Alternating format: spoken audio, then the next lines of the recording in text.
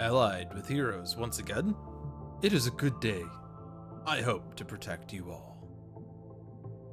Hello, and welcome to Dolphin's Dive, the strategically minded weekly Sentinels of the Multiverse stream hosted by yours truly, Dolphin. Handelabra Games believes in civil rights for everyone and in being as inclusive as possible, so any comments or activity actively working against that goal is not welcome and will not be tolerated. You can follow us at Handelabra on Twitter, Facebook, and YouTube, and Handelabra Games right here on Twitch. You can follow me personally at Dolphin21 on Twitter, and on YouTube and Twitch, it's just Dolphin, no digits. Sentinels of the Multiverse is currently available for iOS, Android, and PC, Mac, and Linux via Steam, and always via good old analog cardboard and ink. You can get the game and more info at sentinelsdigital.com. I did unmute, right? Okay, good. I got scared for a second that you're just watching my lips move without actually knowing what the words were, so we could do a bad foreign film dub, like Whose Line Is It Anyway? Where everything's made up and the points don't matter. So, JZC is folding laundry, but is still watching. Another Lit Down is saying I'm just as bad as the students. And Seamus is curling up in bed. Good times. I think he needs to have some sweet dreams. Good old Seamus. Sleep well. Oh, wait, we're fighting the Dreamer. Uh-oh. Hopefully, you're not going to have some nightmares now after this match. But we're playing with the Eternal Haka, Omnitron-X, and Fugue State Parse. Eternal Haka has Enduring Intercession, Ground Pound, Haka of Battle, and Rampage. Omnitron-X has Gaussian Coil Blaster, Reactive Plating Subroutine, Technological Advancement, and Temporal Shielding.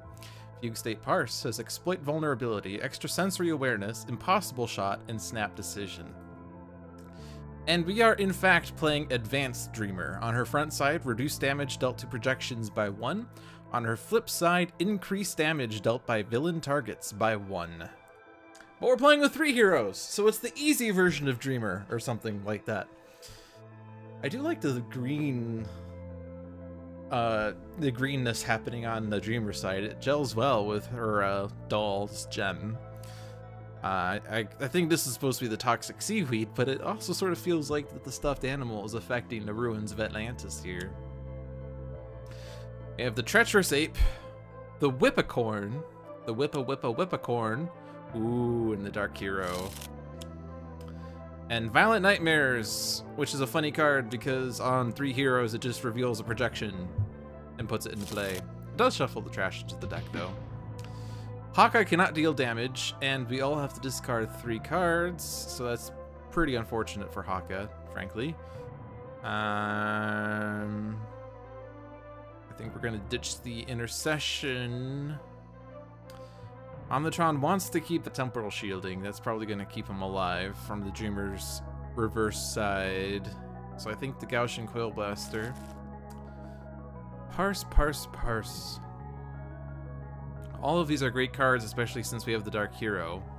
I think we're going to just Snap Decision, since it seems like we're not going to be able to hold on to cards for too long. And here we are. Haka cannot deal damage because of the Whippicorn. This is not a good start.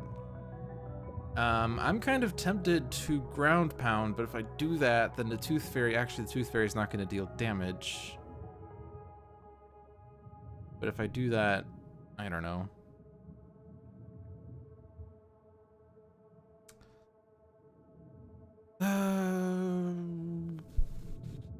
I don't know. This is a pretty crappy start. We're going to have to Impossible Shot, I think.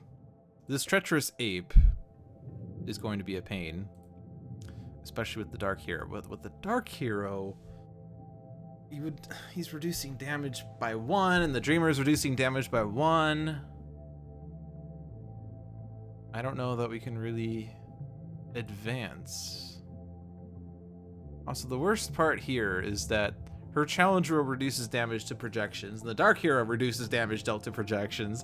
The Dreamer is taking full damage, so if I Rampage, which I can't do right now, but, you know, in the future, if I Rampage, the Dreamer takes the full 5 points of damage, which is pretty tragic. I probably could have discarded the Rampage instead of Enduring Intercession, but who's going to play Enduring Intercession? Alright, I have to think, because this is pretty crappy. Reactive or temporal shielding will reduce the psychic damage, but there's not much else that will get reduced, so maybe I don't want the temporal shielding. It's not going to stop the treacherous ape, and when the treacherous ape gets destroyed, he destroys an equipment card, which will probably be the temporal shielding. Tooth Fairy would do toxic damage. Whippicorn does melee. Only we could redirect this damage, but we can't. And then the frickin' Dark Hero.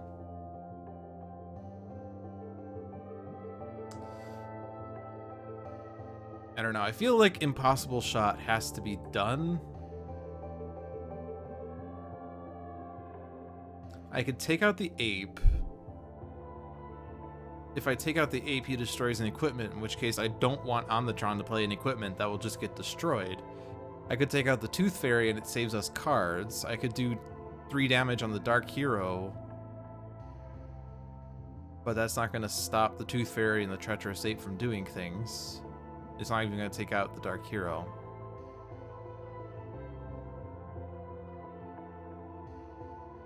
I probably want to save that ground pound for the flip side. There's not even that much damage going on other than the Treacherous Ape, so I think I'm going to skip because I don't think there's anything worthwhile doing here. Haka Restoration. Let's go ahead and ditch that for more cards. Let's see if this works out. Another ground pound. Alright, so I could put the reactive plating subroutine out. Technological advancement. Platings and components are equipments. So let's reveal Parse, because Parse could do irreducible damage. Buffer Overflow. Okay, let's try that. If that gets... that could get destroyed. Actually, it gets destroyed if the Dreamer flips, so I don't know if that's wise. Dreamer destroys 3 ongoings? Yeah. We do have to get rid of... I think the ape has to go. He's doing 3 damage to each hero, so... And reveal the flaws. Alright, reveal the flaws is going to help tremendously against the Dark Hero. Bottom card of my deck, Critical Multiplier. So the Whippicorn, or not the Whippicorn, the Truth Fairy is going to let Parse increase something. Phosphorescent Chamber. That's dangerous. I think Enduring Intercession still. Disruptive Flechettes. I don't... The crappy thing about the Dreamer is AoE damage is pretty dead. These are all great cards.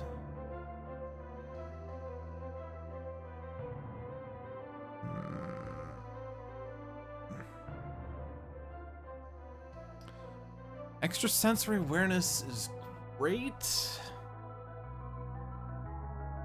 but exploit vulnerability will help tremendously. Between the lines is irreducible. Reveal the flaws is irreducible.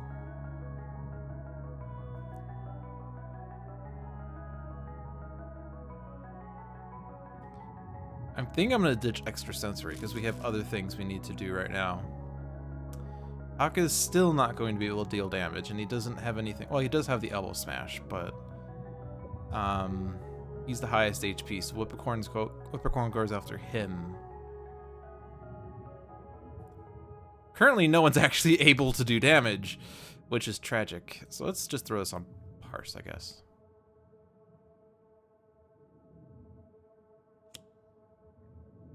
Right, yeah, Fugue State's power. That's fine. I basically don't want a Dark Hero. That's the card I want to avoid. And we have to discard more cards, so actually... yeah, I don't think I'll be rampaging this game. Ugh. I'm gonna ditch between the lines. We don't really have powers that help right now. Omnitron, increase your next damage.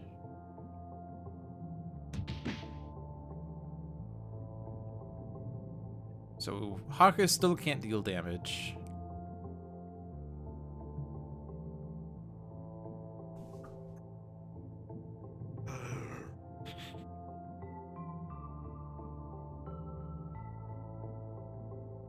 This is rough.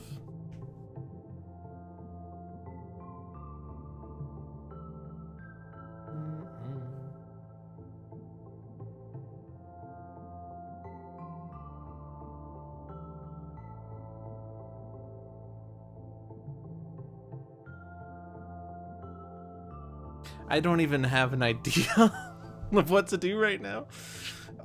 We can get Omnitron to get any equipment he wants. This looks like it's going swimmingly. Oh, the pun.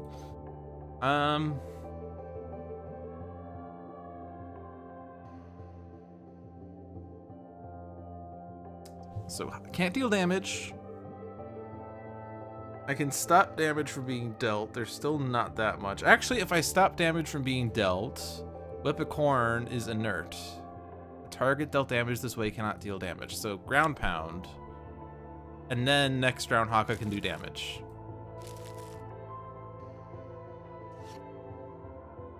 Should have rampaged. I couldn't deal damage. Whip-a-Corn has been stopping Haka from doing Haka things. Alright, so now what am I gonna do? Irreducible damage, that's what I want.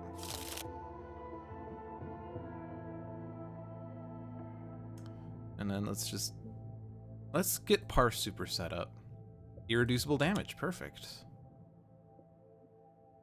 And I really, by all means, should do this on the Dark Hero, but Tooth Fairy, actually, ooh, right, all these pluses. Dark Hero. There we go. So now they've lost the -1, which is great.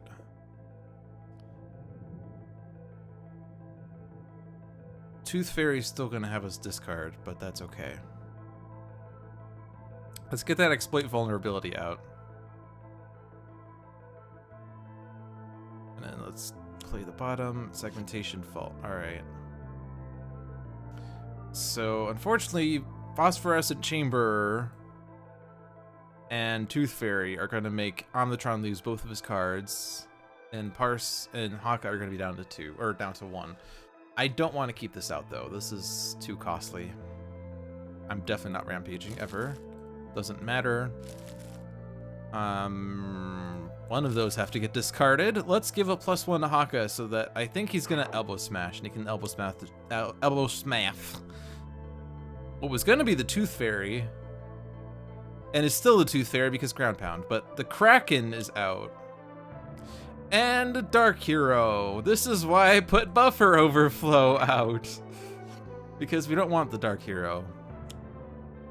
Granite Oni, that's fine. Whip-a-Corn can't deal damage. All of us are discarding cards. Keep the Elbow Smash. And you actually have choices now, but Recompile isn't good when you don't have many cards. Now it's great, it's a lovely card, but I want the other 2 more. So Haka has a +1. Increase the next damage dealt by Haka and by Omnitron. So let's give this to Parse. Spread the wealth. Oh yeah, and the Granite Onis are targeting the Kraken. Excellent. We have the Krakens targeting projections. We have the Granite Onis targeting the Kraken. So right now, the Whip-a-Corn and the Tooth Fairy are the only bad ones. We can dispatch with the Tooth Fairy and we can keep cards now. Draw a card, Vitality Surge, and then draw another card. Mare, look, now we have a consistent damage dealer on Haka. All right. Now we really have to get rid of the Whip-a-Corn, if possible. Just keep getting Parse set up. Between the lines, a hero may use a power now. That includes Parse, who will play the bottom of her deck, which is Syntactic Analysis, which can be on Parse. Gives us Targeting Arrow. And data mining. Well, we'll draw data mining. Targeting Arrow. Well, you know, it's gonna expire immediately. I could actually leave it on top of my deck and then syntactic analysis to put it into play. That seems a bit of a waste, though.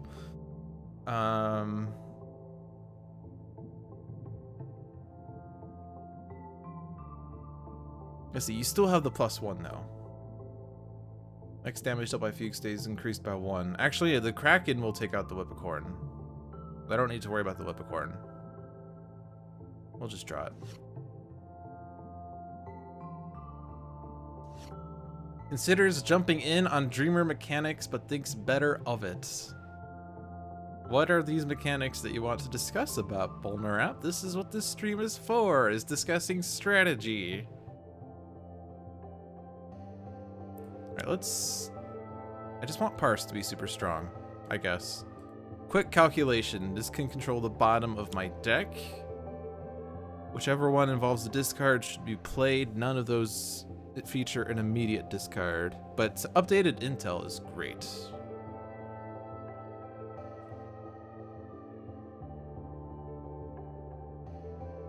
And the Whippocorn is fine. So we can do this on the Oni. And the bottom of my deck is an updated intel. Oh my gosh. All right, now Parse has cards. Toxic Seaweed. Take out the Whippocorn. Now, I don't want the Seaweed out there. Whenever a hero uses a power, deal that hero 2 toxic damage. But focus Plasma Cannon. Whatever. Omnitron is just getting Parse set up. That's what he's good at. Treacherous Ape. That actually means, well, actually we do have equipments, yeah, so. Let's control the Dreamer. Dreamer, rejected paralysis, player with the most cards cannot play cards. That is a terrible card, leave that on the bottom.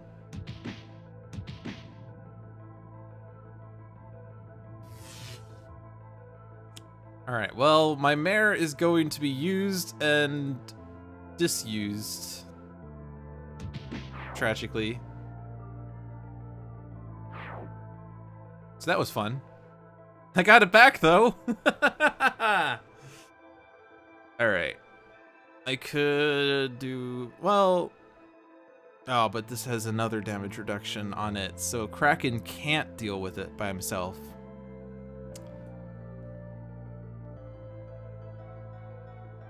One of your daughter's first dozen words is iPod. iPod! That's funny.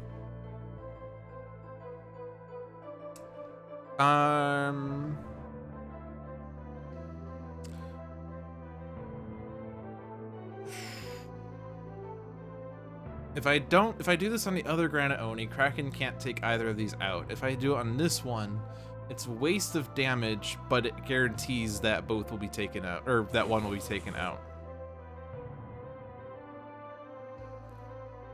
Recompile, excellent.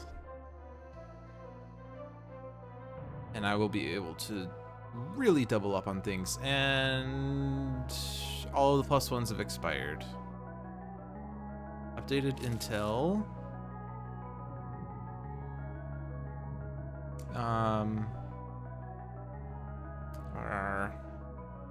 Data mining. Because I don't need to control the environment. Why would I want to control the environment? At this point, we don't really need reveal the flaws. We're doing pretty well.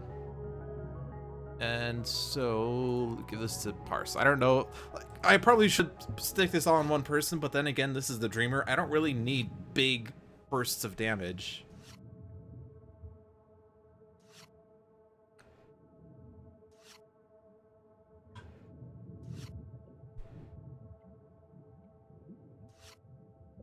Disruptive Flechettes. I probably should start getting Omnitron set up. We're doing pretty well. They started to try to electrocute you through the earbuds? Ugh. That's scary. Alright.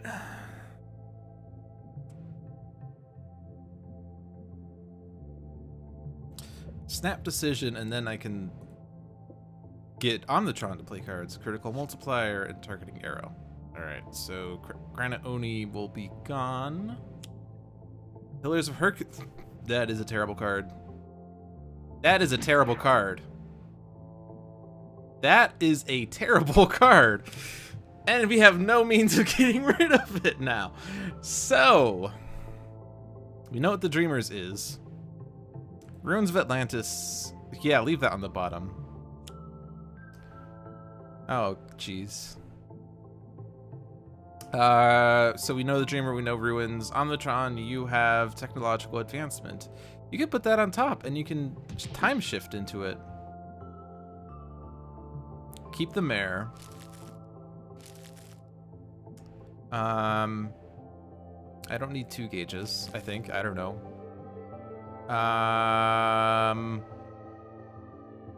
Haka has 1+1, but a Tooth Fairy has a +1. So Mare will take out the Tooth Fairy. Let's give this to Omnitron. Oh, and I have another one here. I think I have too many +1s now.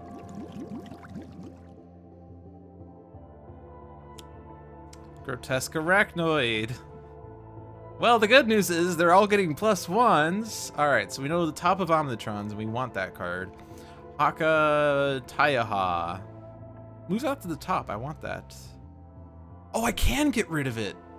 Oh, I totally forgot that I can skip the rest of my turn to destroy this card. I keep forgetting. I thought, like, I was confusing this with another one that destroys itself at the start of the environment turn. Okay. So I sacrifice Haka's turn. Alright, I can do that. Sorry, I totally forgot how this works. Yes, we don't want the Pillars of Hercules because, for one, Haka doesn't have enough cards. Omnitron has no cards.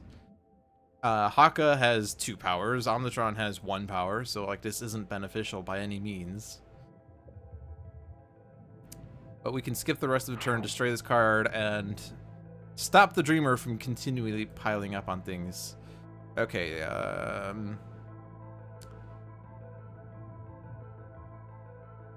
there's only 1 equipment card in play, fun fact. But no, let's get rid of him, because he will really pile up the damage. And then let's go ahead and time shift Omnitron. I think we got rid of all of the... No, there's a temporal shielding. But I mean, her flip side, she does psychic damage. It's only 1 psychic damage, though. The Macabre Spectre does 2 psychic damage, but that's...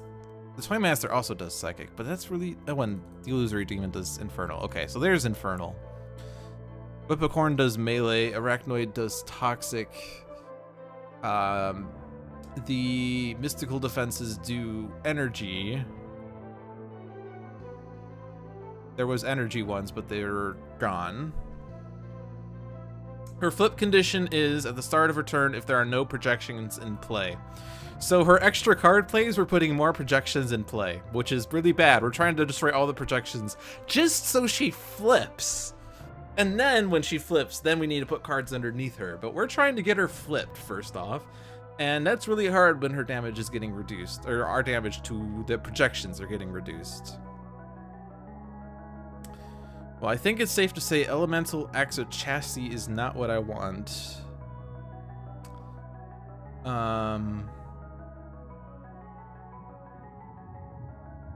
This isn't targeting Omnitron. I think my instincts are temporal shielding, so I'm going to put that out, because the Macabre Spectre could be coming out next. Most likely, actually. Innervation Ray, alright. Innervation Ray only affects heroes, right? Up to 3 hero targets, yeah.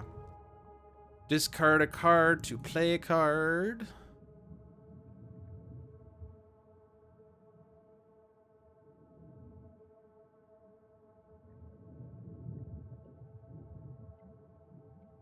I'm gonna get rid of... that's irreducible damage. Gauge. Alright, so 1, 2... So, 1 to Omnitron. Let's give them all to Omnitron. Then with his irreducible damage, it helps a lot. And then the critical multiplier. Now all 3 are out. I just want another exploit vulnerability. Every time a non-hero target enters play, increase their damage dealt to it by 2. This will really help us get rid of the manifestations. Or projections. Manifestations? What? Reveal the flaws. Alright, so there it is. Omnitron, play the bottom of your deck. Innervation Ray. Alright. We have a lot of choices for ongoing destruction now. Leaking Room. Alright, that's a little tragic. Tooth Fairy's gone. Macabre Spectre! I did not know that was going to happen, but given that it did. Alright. Dreamer's bottom was Paralysis. Ruin's bottom was Leaking Room. We don't know what Omnitron's is. Omnitron's is Self-Sabotage.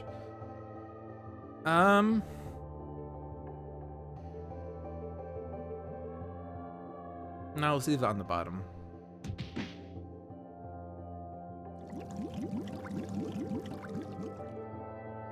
Alright, so Omnitron avoids this damage. Huzzah! Can't play cards, unfortunately. Tachyon, which I wanted to have played, but oh well. Haka of Battle. I can destroy the Macabre Spectre. I'm doing 6... Oh, this is the Spectre. I mean, this is overkill, is the thing. And the Kraken will take out the Spectre. If I do this to Oni, then the Kraken takes out the Oni. So it makes sense to hit the Arachnoid with this hit. Which 3 heroes should regain the HP? The nice thing about a 3-hero game is that this isn't really much of a choice unless you're playing with Unity or Sentinels or Captain Cosmic. Can't play cards. Maybe, though, if I reveal Parses... No. Oh, no, there is 1 data mining. Maybe if we do Parse, we'll get the data mining. Data mining! Yeah! Parse saw straight through the Leaking Room. Oh, yeah.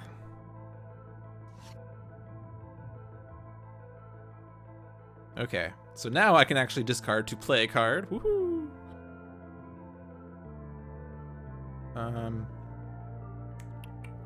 I think I'm gonna recompile. This seems like as good of an opportunity as any to do that. So, discard 3. I feel like we have a lot of damage and a lot of pluses being thrown around. I don't need the targeting arrows. Every time I discard a card, each of our heroes increases their next damage by 1. Oh, and then I proceeded to play that instead of recompile. Which is what I did want to play. I was thinking I'm going to discard 2. Actually, I'm going to recompile, and then all of us will increase our next damage by 4. There's usually a better way to spread this around, except it doesn't matter when it's the Dreamer. Oh yeah, and by the way, Reveal the Flaws is actually still in play, but I don't think that matters. Like, the only damage that Parse could do is irreducible anyway, so it doesn't affect anything. In fact, I don't even think we took advantage of Reveal the Flaws, because we couldn't. Let's keep the data mining, because I don't want that toxic seaweed. Or Leaking Room or whatever. I don't know.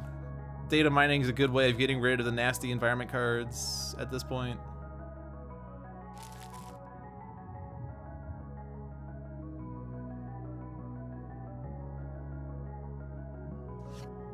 Impossible Shot. Actually, I know exactly what these 5 cards are because I looked at my deck.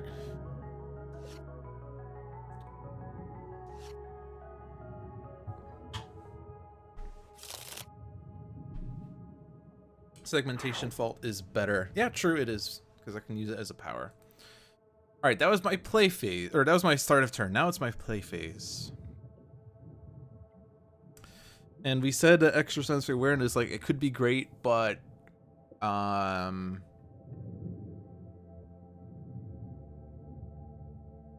with this version of Parse, I keep wanting to just get more set up with the other heroes.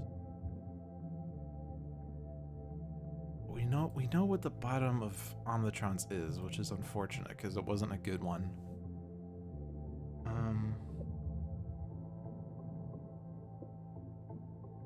I could impossible shot and take out something. This is doing...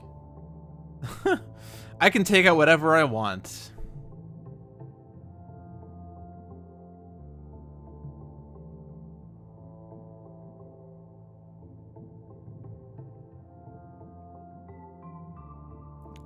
I mean, at this point, yeah.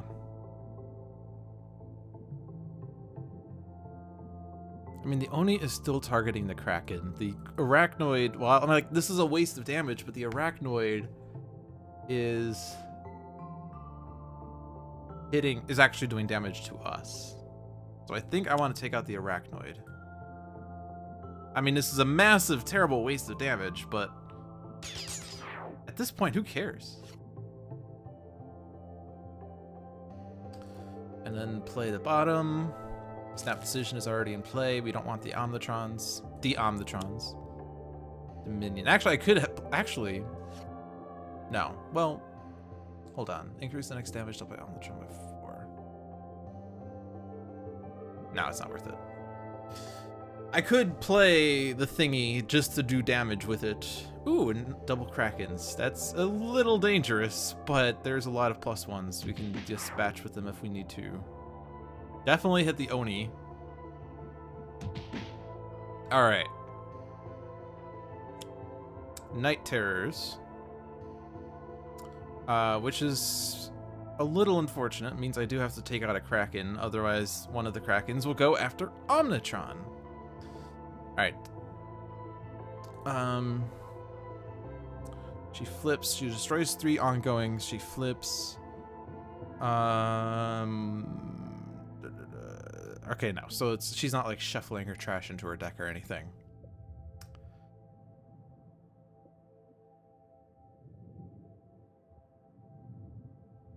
Let's take a look at Parse. Data mining. Oh, that will take care of the Kraken. I'll leave that on bottom.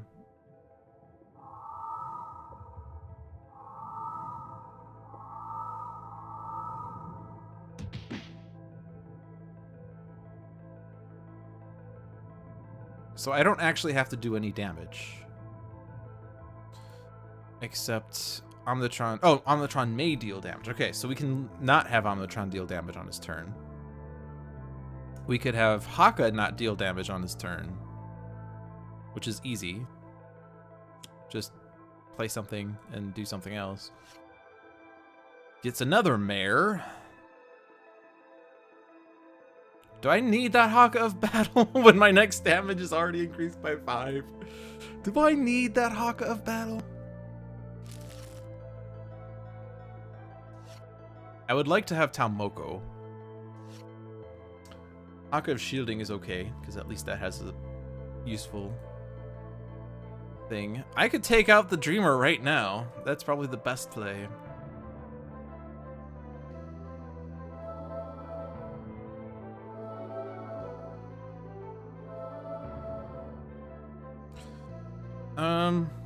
Reset. This changes the bottom of my deck as well. Search my deck for a plating. I like the Electro Deployment units.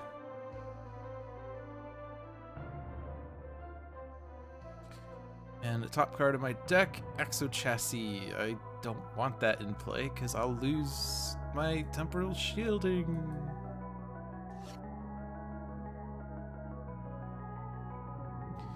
I am gonna kill a Kraken, don't worry, it's happening.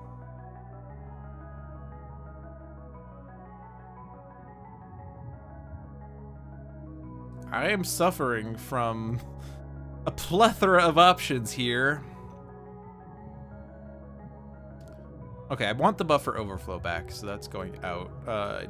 I'm gonna ditch an extrasensory awareness. Give us another set of pluses.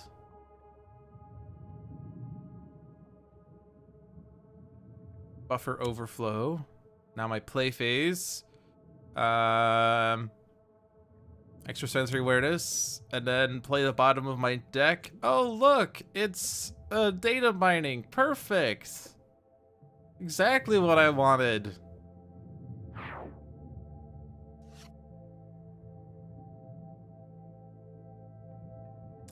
Omnitron.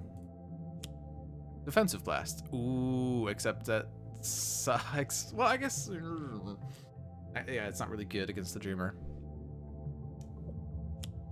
Mystical defenses.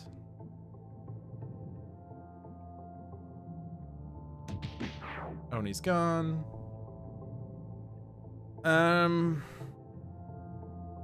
This redirects to the hero with the lowest. Omnitron is not reducing the energy, right? Psychic, Infernal, Radiant, Sonic. So I could have this redirect to a different hero if I target them first. Or I could just have Omnitron take it because he's not taking the Dreamer's damage. That's fine. And he's not going to be dealt 5 damage.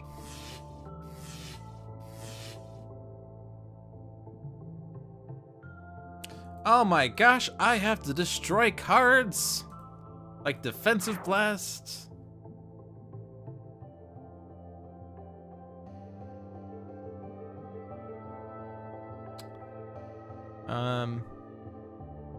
Extrasensory awareness.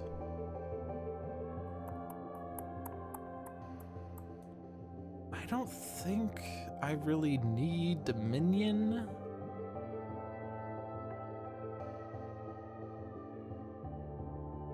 I want to keep the exploit vulnerabilities. That's how we kill projections.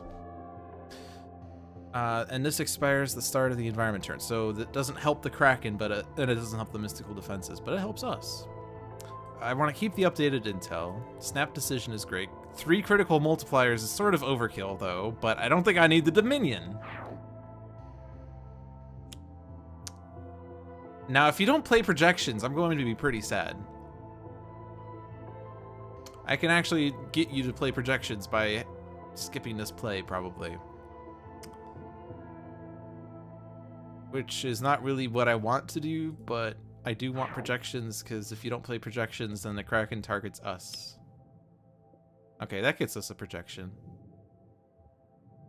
Dreamer, oh right, we knew that. Well, we'll just keep that there, that's fine. This is gonna shuffle, actually, so I didn't have to look at it at all, because this shuffles. And don't touch the Dreamer, don't touch the Ruins. Omnitron, Disruptive Flechettes, leave on the bottom.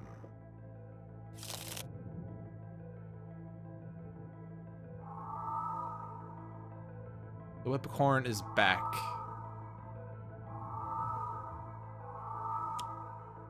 And Parse cannot play cards. Savage Mana. That is, I don't want Savage Mana now. Whatever. Parse can't play cards.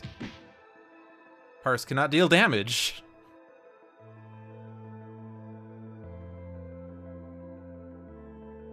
Alright, next damage dealt by Haka is getting increased by 6. Elbow Smash, 3 plus 6 is 9. Damage dealt to mystical defenses increased by 2. I could actually, Tachyon will do that, right? 3 plus 6 is 9, plus 2 is 11. Yeah, we would one-shot the mystical defenses. And then we can hit the Whippocorn once.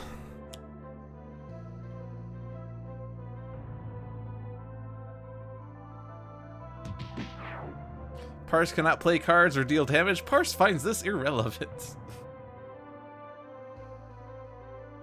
Yeah, so doing this, then the Kraken will take out the Whippocorn.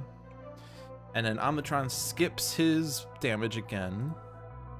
And then all the heroes regain a hit point.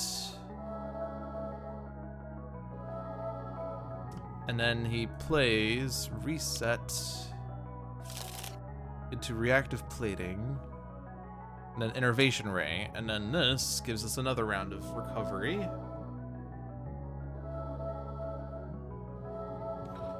And then I can play the Gaussian Coil Blaster and look at the top card of my deck. It's another Elemental Exo Chassis. Okay. So I can't play a card. I could discard a card so that my base power lets someone else play a card. And this would give us another set of 3 pluses because of critical multiplier. So I'll go ahead and ditch updated intel because we already have one in play.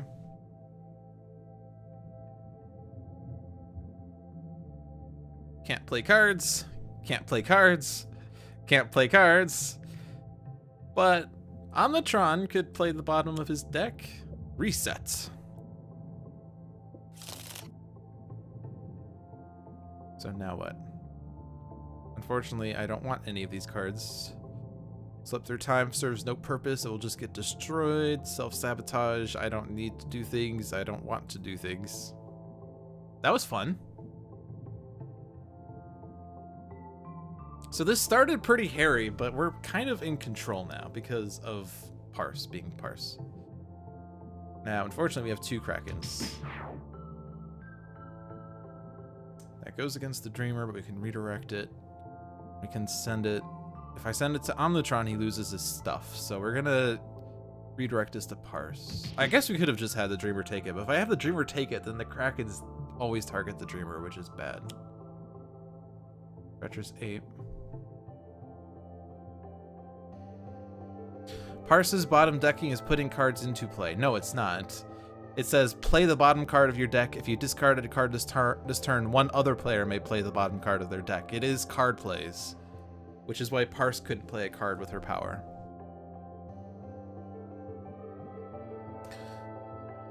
All right. Dreamer's shuffled. Granite Oni. Yeah, let's put that on top. Perfect.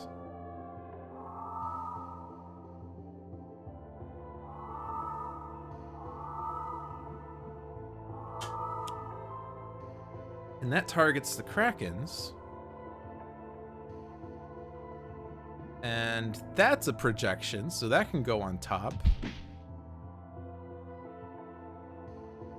So the Treacherous Ape's gonna destroy an equipment when he's destroyed. I do want to take him out, though. I mean, obviously he has to be taken out, but I want to take him out myself because this will stop the other heroes from taking the damage. And the Krakens are targeting the Oni. He'll have lost that boost. Exploit vulnerability expires at the start of the environment turn, so the Kraken's damage to the Oni will not be boosted, and they will be doing 4 damage to him each.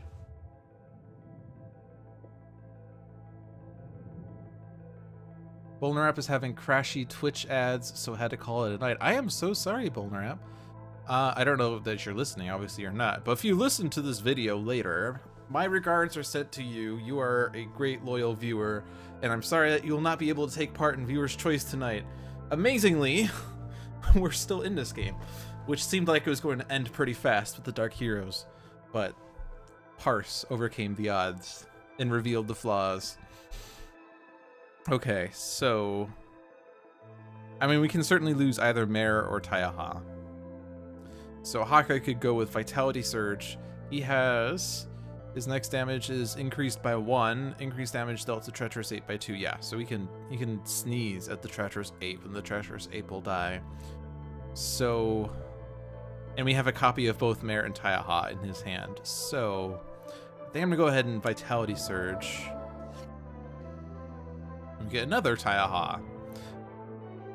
So I will use Mare and destroy Taiaha because I have 2 more copies in my hand. I haven't felt the need to need more damage than that, and I keep the card draw.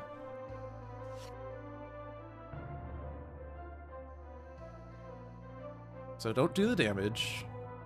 Do the recovery.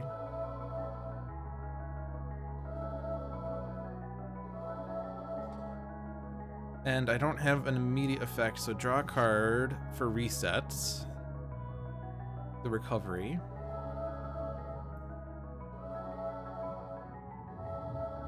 And then skip this. I can reset. And I get Elemental Exo Chassis.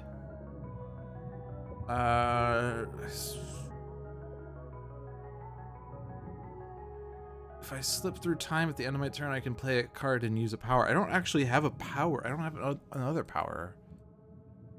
And I don't have a card I want to play, so I'm not going to slip through time.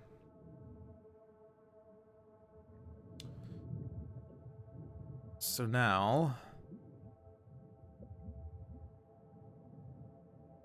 Oh, right. I could also reveal cards from the Dreamer to get more cards.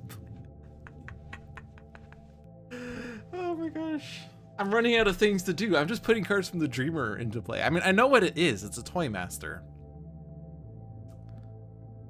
And the Toy Master would certainly die by a Kraken. So I could put the Toy Master into play just so we have more projections.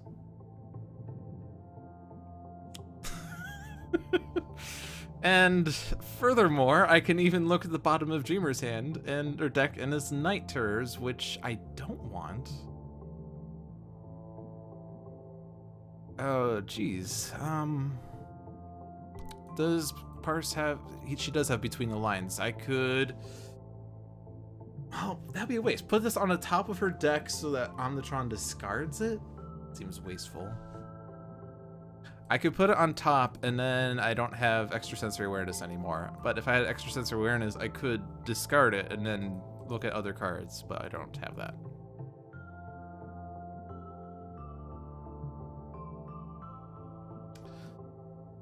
Well, let's leave that on the bottom because our goal is more projections.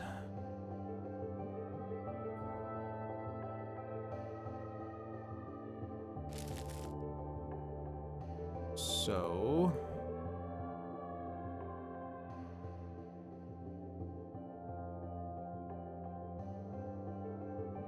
Syntactic Analysis might get an Extrasensory Awareness.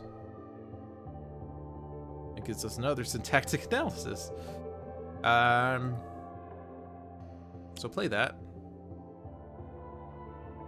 Buffer Overflow. Play that. Play Quick Calculation. Still don't find the card we're looking for.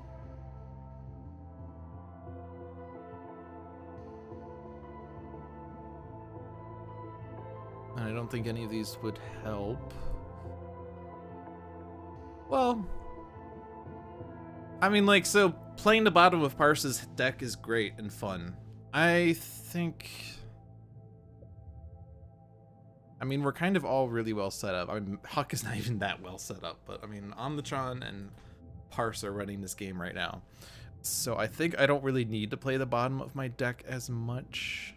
Oh, you know what? I don't even have those in my hand. They all got discarded. That's why I couldn't find them in my deck, because they didn't exist. Good plan. But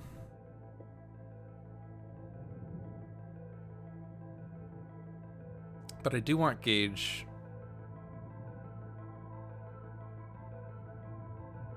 Whatever. This is my start of turn, by the way, so actually I could... There's more I can do on my turn. Increase damage dealt to the target by 1 at the start of my turn. If I do this on a Granite Oni, both of the Krakens would take out the Granite Oni. Let's just draw it, because I'm not really worried about the Granite Oni. He's targeting the Kraken.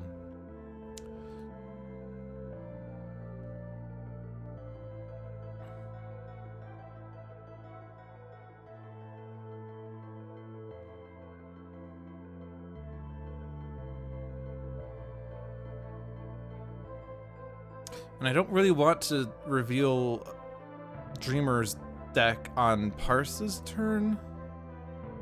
With Omnitron-X, I mean, because there's a lot that can happen at this point that I have to, like, if it gets put into play, then I have to wait for a while. I'm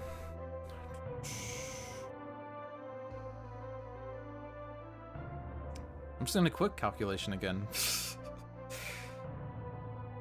I can't play a card.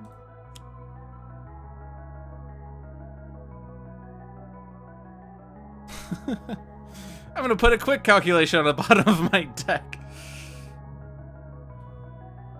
And then I get a quick calculation. There should be an achievement for playing quick calculation 3 times in 1 turn.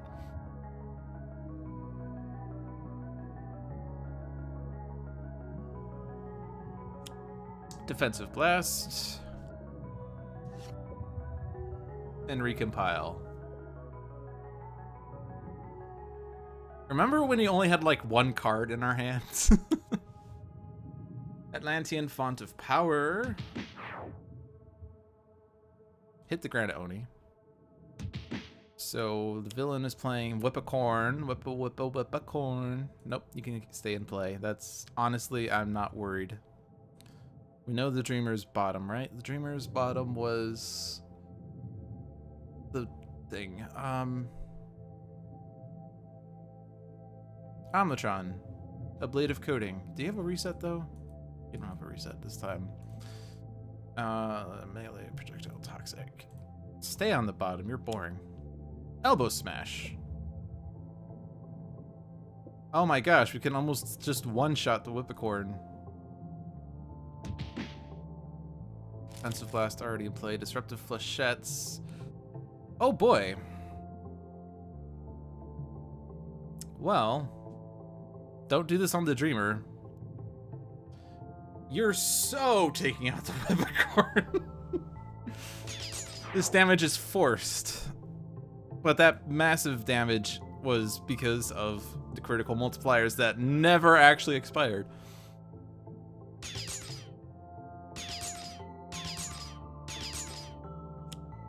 Recompile. Delicious. I don't need irreducible damage anymore.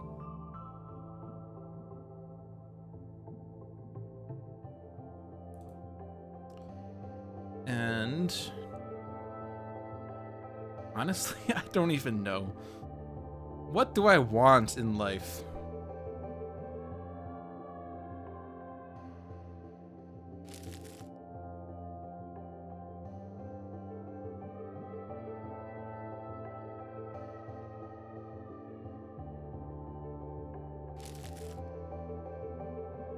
This is ridiculous. And alright, so 1 more projection plus the Granite Oni and we will certainly win the game. So it's most likely gonna happen.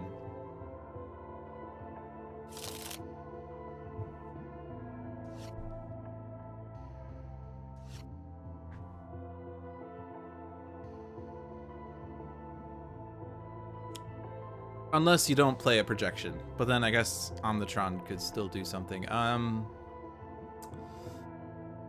This is 2 damage. Honestly, this is okay. Like, if I discard this and then she plays, like, Projected Paralysis and Night Terrors, it doesn't really help.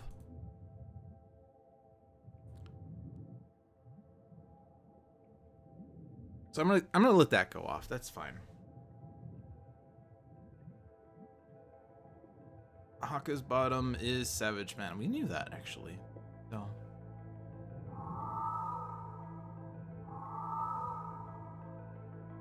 Oh, and I can just do that. Sure.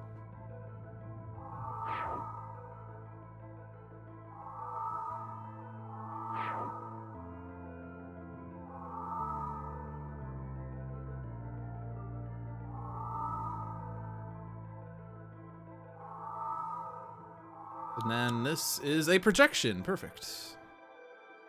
So just destroy this guy.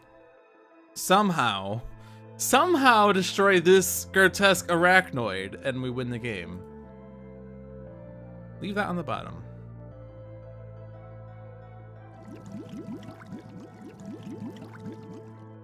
So miraculously, Omnitron has only dealt 4 damage in that turn. I could actually just take out the Kraken. and take out the Arachnoid. I mean, like, because we already have a ridiculous amount of pluses. Haka is a +3, Parse is a +6. Damage to the Arachnoid is increased by 2. So right now we can one-shot the Arachnoid with Elbow Smash. Or Tayaha.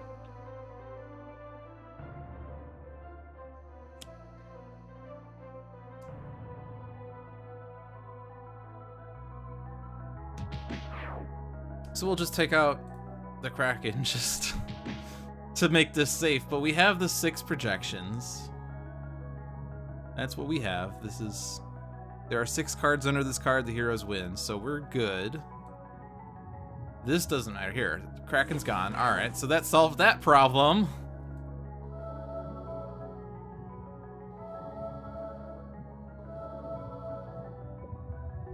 And we don't have an immediate effect, so draw a card. Technological advancement. I mean, really, it doesn't matter. I kind of want Haka to get a ground pound, but I think those are all in his trash. I mean, there are 2 in the trash, and there are none in his hand, so yeah, we can't get Haka to play a ground pound. We could accidentally get Haka to play a rampage, which would lose the game, so we don't want to do that. Stop playing damage. There's nothing we can really do other than, like, stall. Like, there's no reason to play a card here, because there's things that will do damage. Maybe they're always optional. Haka could play a rampage, which is not optional. Parse could get more ongoing cards. But I'll just advance into Electro Deployment Unit because I like having 2 of those. Those are great. And Parse was the star of the show. Let's go ahead and time shift Parse. Quick calculation. I feel like I've seen this card too many times in the last 5 minutes. And I would like that extra sensory awareness, but I can't actually get to it. Put that on the bottom. Or no, I could have actually put it in my hand and then played it. Oh well, doesn't matter. This isn't going to change anything. In fact, I don't even care. Skip and skip. And skip. It doesn't matter. We've won the game. Stop slow rolling this. Phosphorescent chamber. Oh no. Whatever shall I do? Even when Parse doesn't try to discard a card, she still discards a card. I think that was one of the most fun Dreamer games I've had. It was like, it was a steamroll after we got past that bottleneck at the start of the game. Like, that was ridiculous. I mean, between Omnitron and Parse, we just had her controlled. Like, she was sleeping, and she shouldn't have been sleeping because we caught up to her while she was sleeping. That is kind of how you deal with kids sleeping, is you just sneak up on them and destroy them. That is some valid strategy, fun fact. Okay, well, it is now 7:06. That first game lasted more than an hour, which is a little unusual. For I say a little more unusual, but like, I think my recent games have been pretty fast-paced since I've stopped reading the cards out loud, but that was a pretty long game. So, wait, why am I in water? Underwater, why am I underwater? Why am I underwater? All right, it is time for the fun part of the stream, which is viewer's choice. Who wants to participate in viewer's choice? I should ask this question first, so that after I ask the question, then I could explain the rules of viewer's choice, which is that people can participate in viewer's choice and will have a say in the game that I play next. You get to choose everything from the villains to the heroes, to the environment, to the difficulty of the villains, and the variants of the heroes. All you have to do to participate is to answer the question, yes, I want to participate. Such as JZC and Seamus Butler, who are 2 of my regulars. We have a number of regulars, actually, that is gonna show up on stream. But we have a number of regulars and a number of people who love giving me terrible games. But if you want me to have an easy game just because you thought that game was too long and you want to see a fast game, maybe you want to see a speed run, maybe you want to see some fast action, maybe you want to see utter demise, you want to see the heroes get utterly demised. I don't know if demise is actually a verb. It's probably not. I think I just verbified a noun. So we have GZC, Seamus Butler, Darren 2500, and anyone else? It's a friendly game.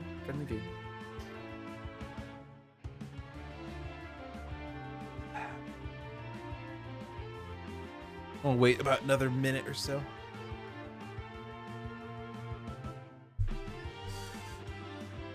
Oh boy.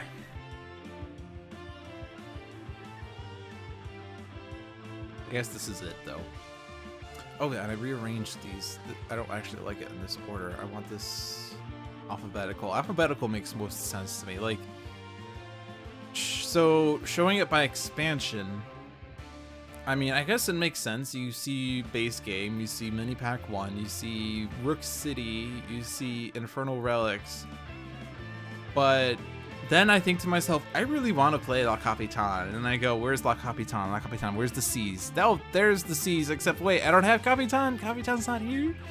And then I remember that it's not alphabetical. That's actually more my fault. Difficulty, I guess this makes sense like if you're new to the game. I don't need to sort by difficulty. I know how terrible all of these villains are. Yeah, it seems like it's a quiet night. So we're gonna go ahead and get started. So JZC, at JZC, stand or classic or team.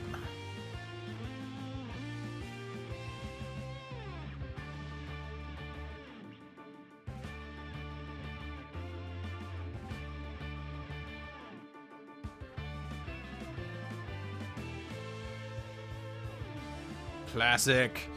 Oh boy. So Seamus Butler, choose the villain, and then Darren 2500, 3, 4, or 5 heroes, and then JCC, choose hero number 1, and then Seamus Butler, choose hero number 2, and then Darren, choose hero number 3, and then we wait for the next answer. But we are playing the Matriarch, a difficulty 4 Rook City villain. And her difficulties: advanced. On her front, cohort cards are indestructible. On her flip side, increased damage dealt to hero targets by 1. Her challenge rule: domain cards are indestructible. So on her front side, the only targets you can destroy are Foul and the Mask. Alright, hero number 1 is Price of Freedom Wraith.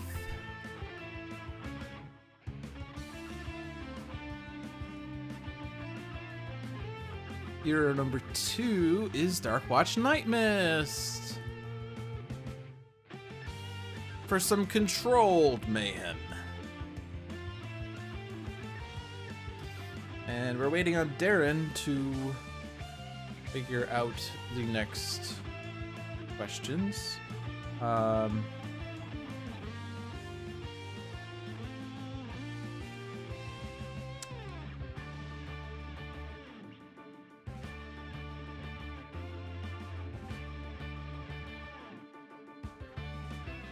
What happens if someone volunteers and then leaves?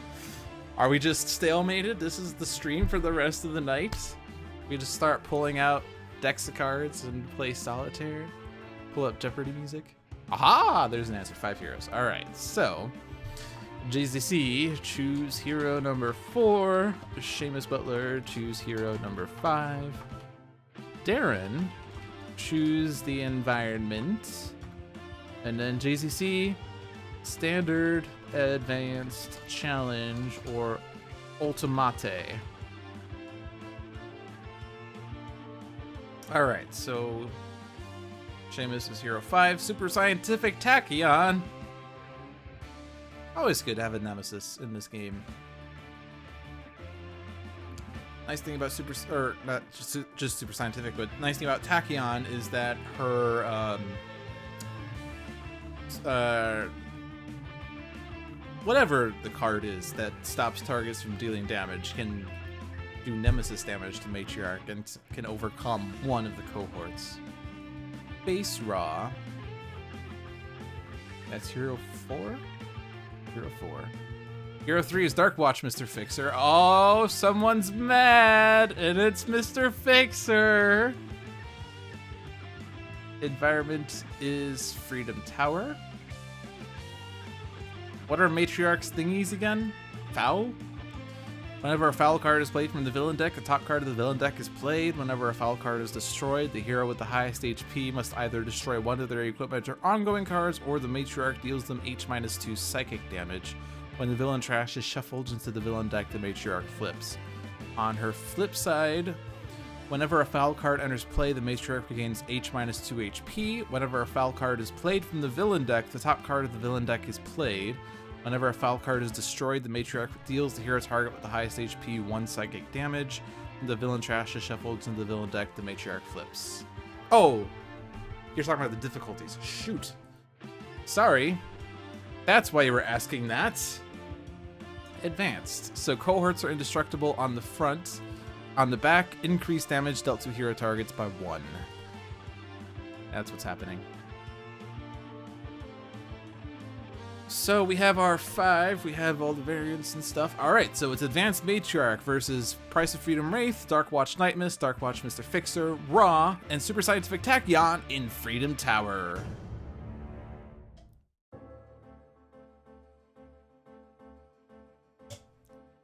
Hear my song of pain and sorrow, all must know the might of Corvus. Don't stand in my way. I have no time for your games.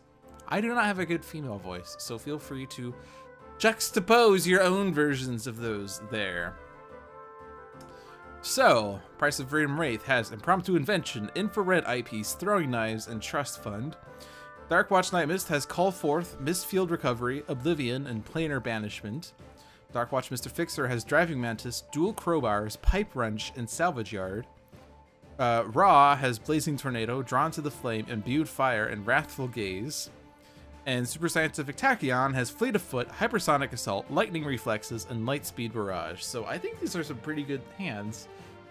Slight exception with Nightmist, but I mean, she has an Oblivion, and those are really good numbers on her cards. So we have that going for us, which is nice. So, Mask is out. And then, Hyujin, starting the game with an indestructible cohort. She's destroying 1 ongoing or equipment card at the start of the villain turn. And then Darken the Sky. So, the sort of nice thing about the advanced rule, in honesty, I mean, having indestructible cohorts really sucks.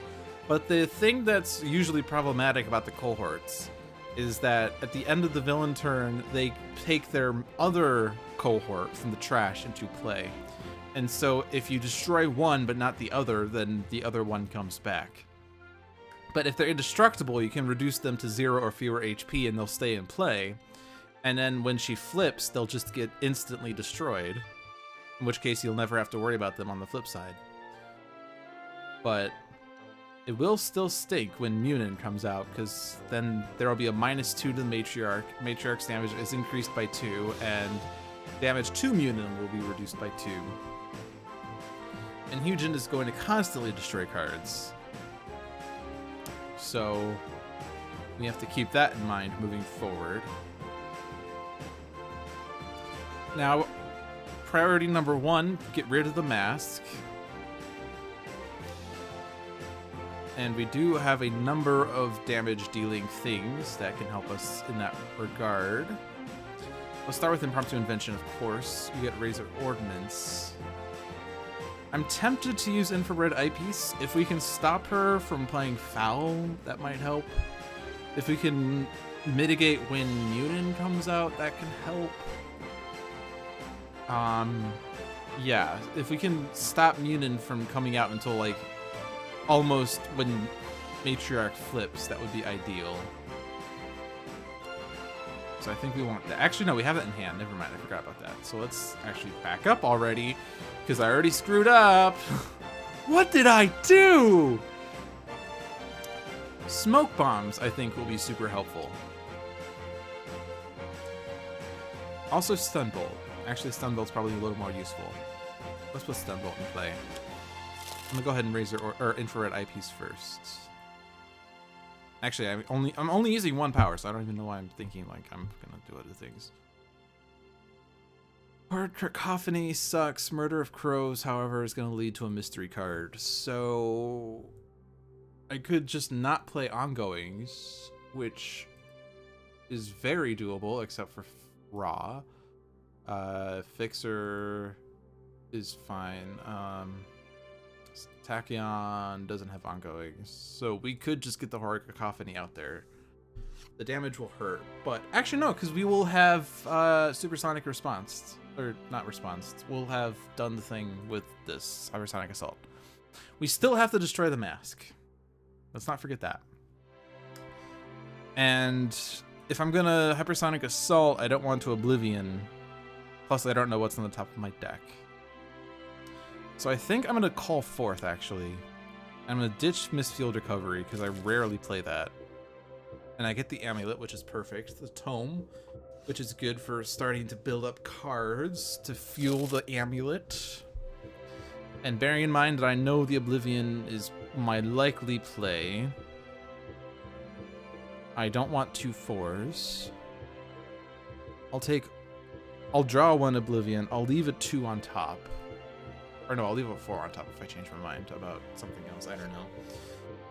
But now I know what I will know what my Oblivion will do. All right. So I don't want to play Driving Mantis. Salvage Yard, there are no cards in my trash. Dual Crowbars will let me do a bigger hit to Mask. I guess I could just destroy Infrared Eyepiece. I already have one in my hand. If I want to keep the Dual Crowbars out. Which I'll do, yeah. So if Ra plays, oh no, Ra can't actually play the ongoing because we'll get destroyed. If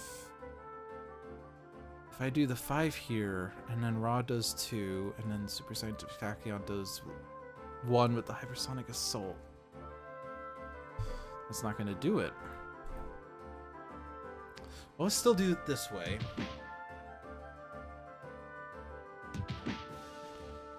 And then keep the dual crowbars. Pipe Wrench. I could Blazing Tornado. I want to keep the Imbued Fire. Imbued Fire is great. I don't really need the Blazing Tornado as much. It's only a slight upgrade of Ra's base power.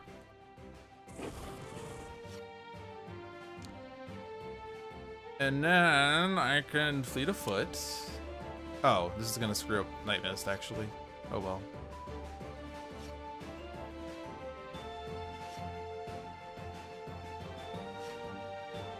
Okay, so then Hypersonic Assault does this. Order did matter, but it hit Matriarch first, so it's fine. You cannot deal damage now.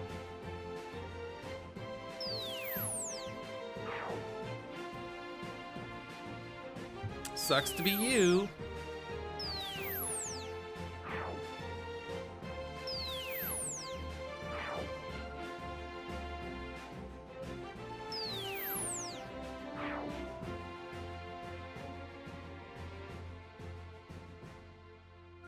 Good evening, Cult of Gloom, and welcome to the Dolphins Dive.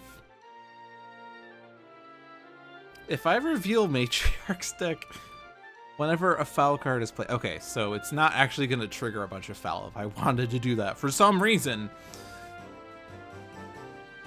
Actually, this will be funny if, like, alright, it can't happen because Hyujin... Actually, no, I could...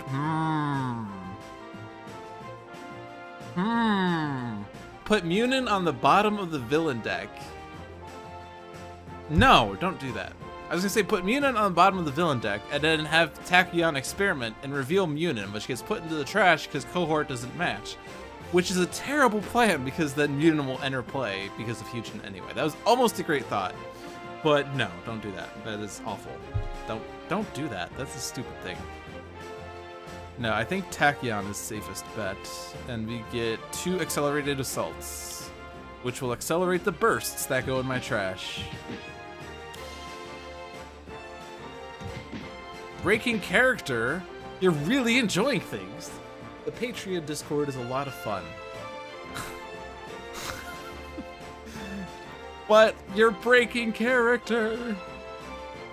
Oh good, front desk revealed entry point, which covered up front desk.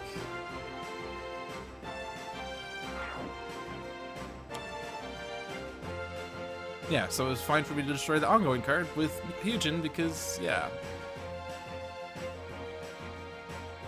Alright. So let's keep controlling Matriarch.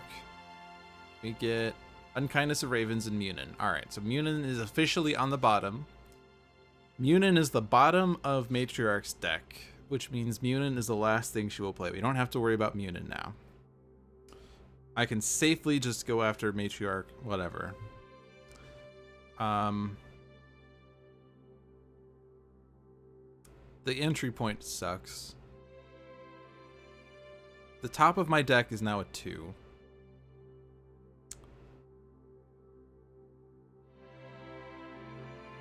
And we don't have any other means of getting rid of entry point. I mean, that said, there's no foul. When a foul enters play, it's not going to act immediately. The only thing that can do damage is Horror Cacophony. Which is, there's one more.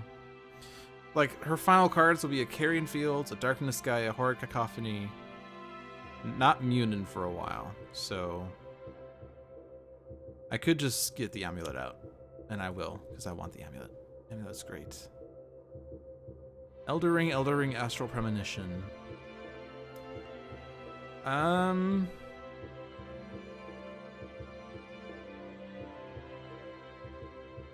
want to leave that 1. Because that is a nice thing to have with Oblivion.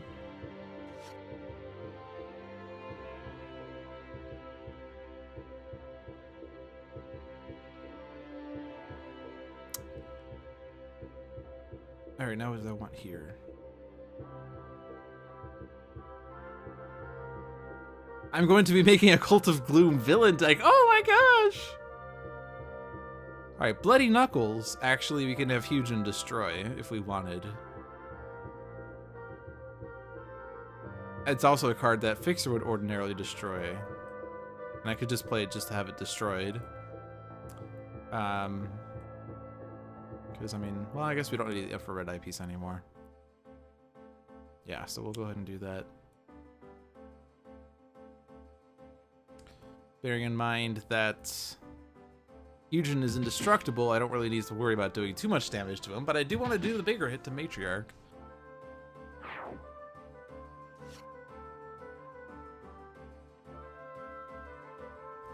Now let's get Imbued Fire out. Because I like Imbued Fire.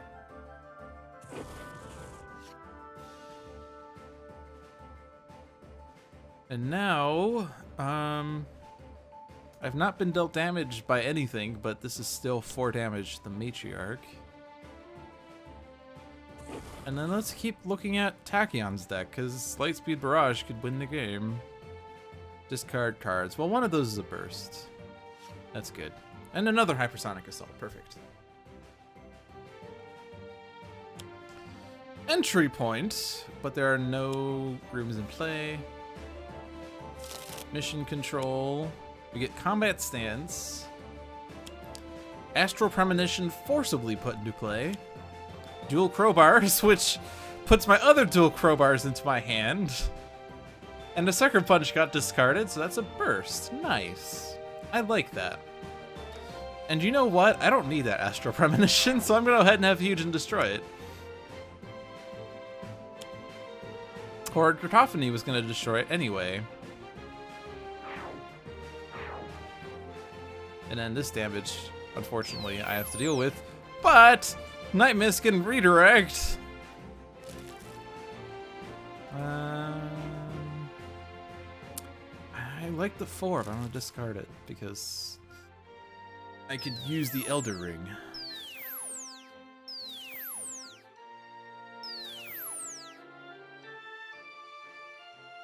Alright, so Matriarch could deal damage, but we do have the Hypersonic Assault. But I'm not really too concerned. Utility Belt. Then I can stun the Matriarch. Simply stunning. And then I can do this damage.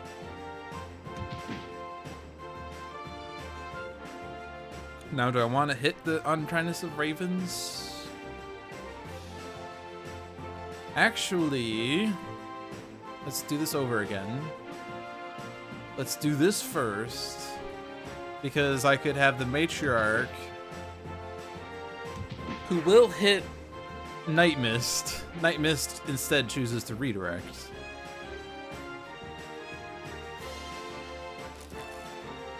I'm gonna keep the Elder Ring still. Because the entry point's now hurting you more than it's hurting us. And then I can stun bolt to you. Impromptu invention! Alright.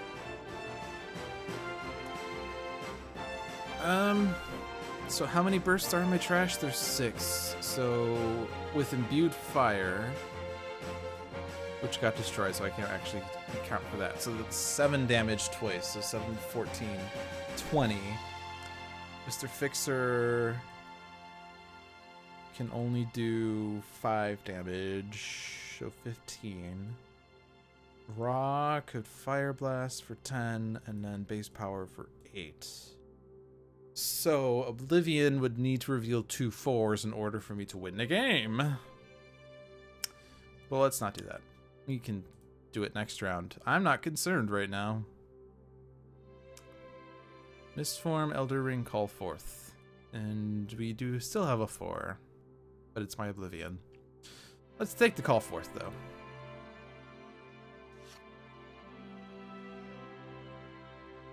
When a cultist is destroyed, the heroes have an option to do something to redeem the cultist. If they don't, the cult gets some kind of benefit. So you could do something like Spite's Safe House and put defeated cultists underneath it if you do something to redeem them. Take damage, discard, or destroy cards, and so on. Ooh, so it's like Spite, where the victims are targets, and when you take them out, you could do something with them. Interesting mechanic.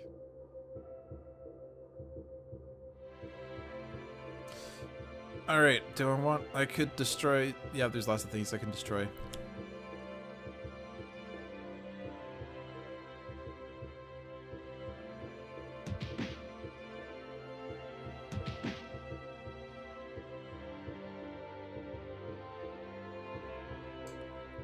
Like infrared eyepiece.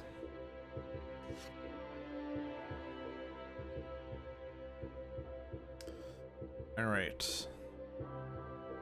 So I could, like, so Fire Blast wasn't gonna do it. I could just Staff of Ra, though. And then have a damage boost now and a damage boost next round.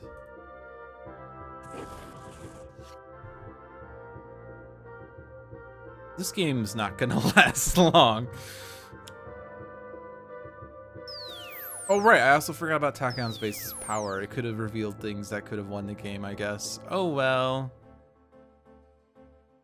Synaptic Interruption and Fleet of Foot.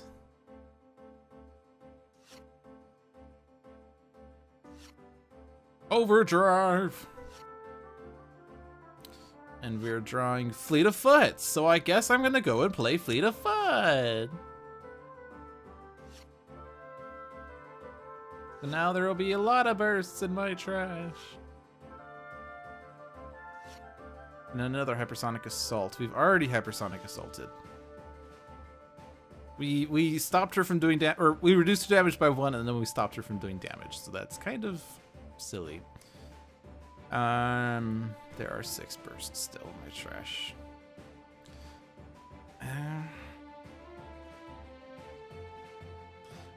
I mean, like, it's a waste, but we'll win faster.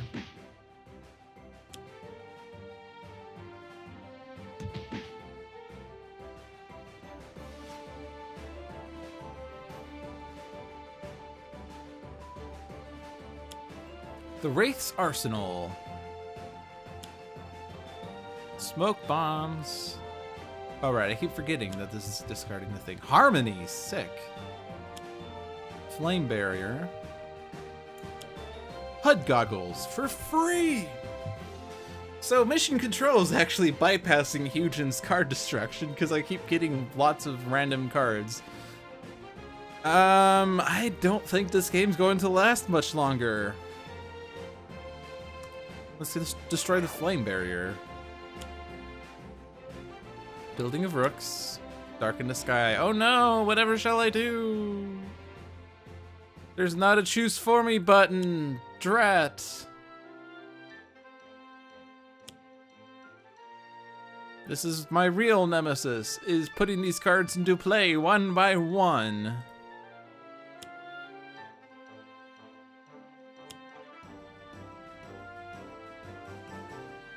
Oh no, the mask is back. Whatever shall I do? Alright. Impromptu invention. And let's get micro-targeting with Razor Ordnance. And then I can do 5 damage. And then I could do 3 damage. And this game is over. I oblivion you. That wasn't a hard game, you guys. Oh man. I mean, this is the game, like, I'm gonna start a new term, alright? I'm gonna define a game to be a beer game if every hero finishes at 21 or higher. Because that means they can legally drink in America. So when they finish the match, they're like, well, we finished early. Let's go out to a bar and, you know, just, you know. Where's my drink? Where's my drink? We can just go out to a bar and get hammered. I don't know.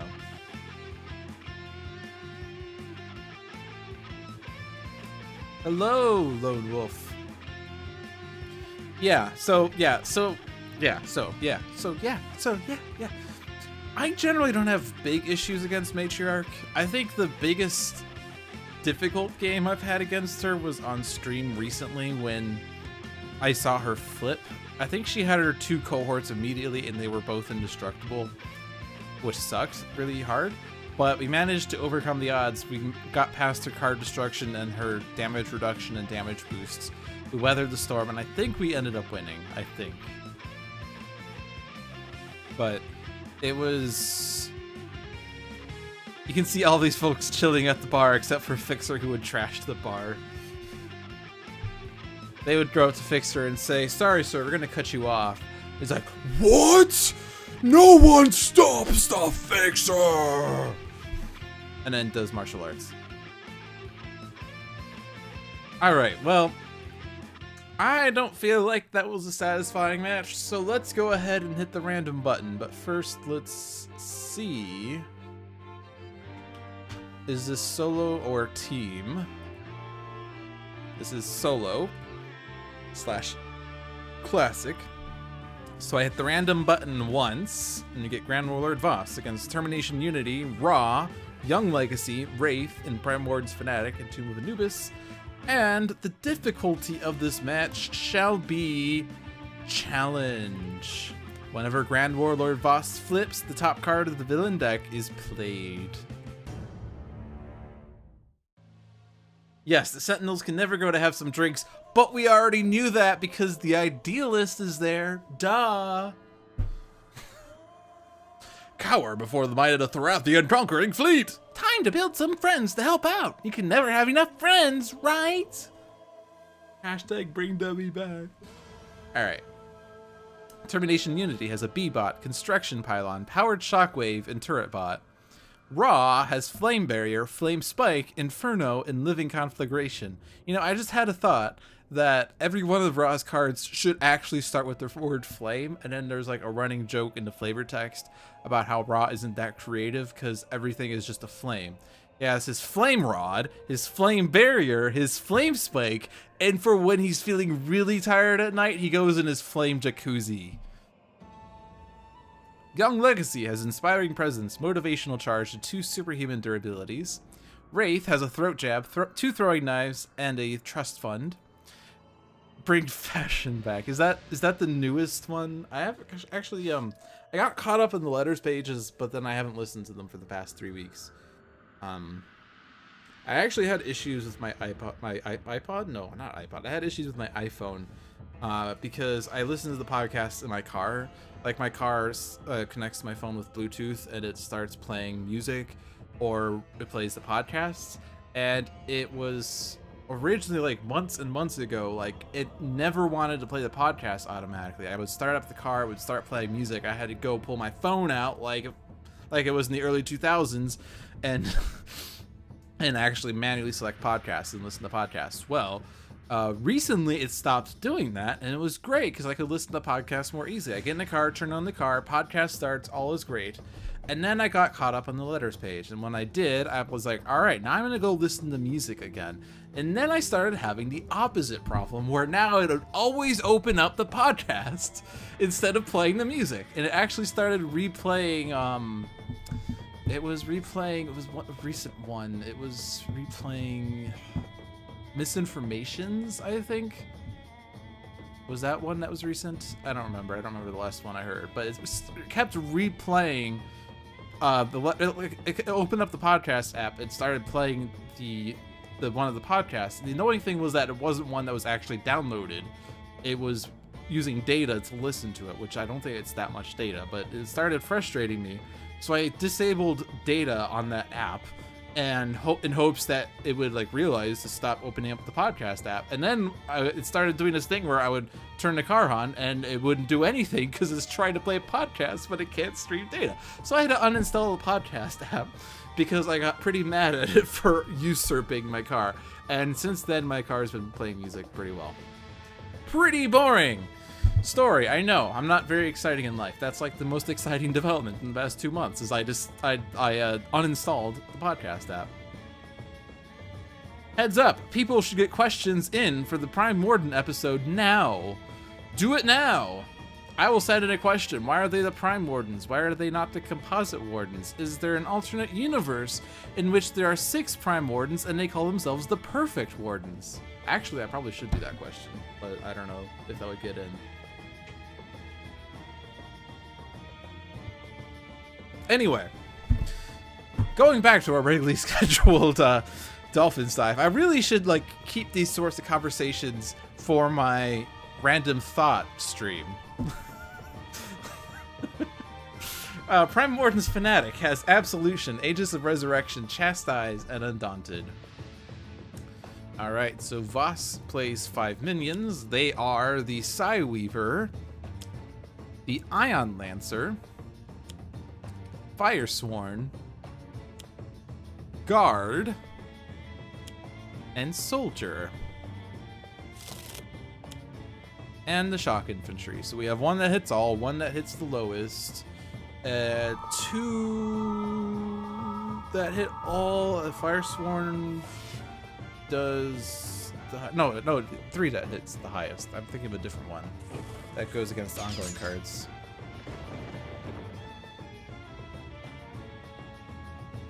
Alright, I could take out nothing. I could put the construction pylon out, get B-bot and turret bot. I mean, that's like the tempting play, and it's the play I'm gonna do. I could also not play. I could also just use my base power and get a random card, but no, I want bots. I came here for bots. Raptorbot, hi there, Mr. Chomps. Alright, so the Genebound Guard is out. Thankfully, this is not advanced, so it's only 1 damage reduction. And with Legacy's Inspiring Presence, that gets negated.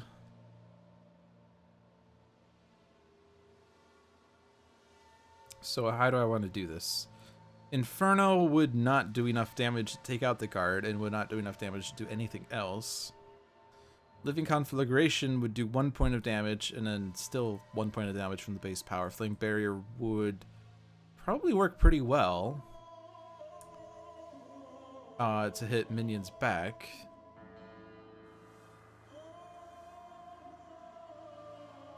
Now, Legacy with Inspiring Presence and Atomic Glare could take out the guard herself, though, so I don't really need to worry about damaging the guard too much. So I'm going to Flame Barrier, and then I'm going to hit the Psyweaver, because the Psyweaver, I think all of these do 2, except for the Shock Infantry. So the Psyweaver basically does the most damage. Like, he does strictly more damage than the other guys, because he hits everything as opposed to a single source.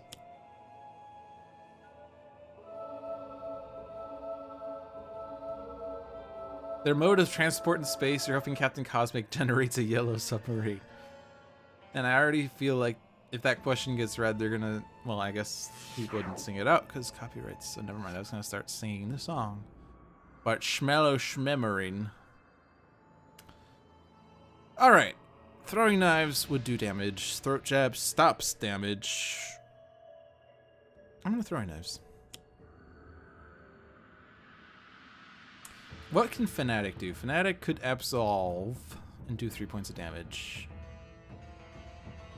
Whereas this would do 3 damage, play a card, 1 hero may use a power. But I mean, 3 damage takes out a guy.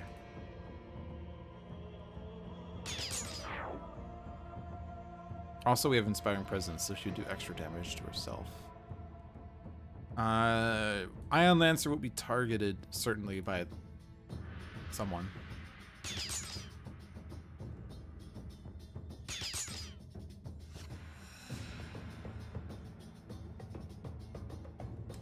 Yeah, Absolution will be the safest. I know it's a more fun power to just use her base power. I could just use Absolution myself if I wanted, but I got this.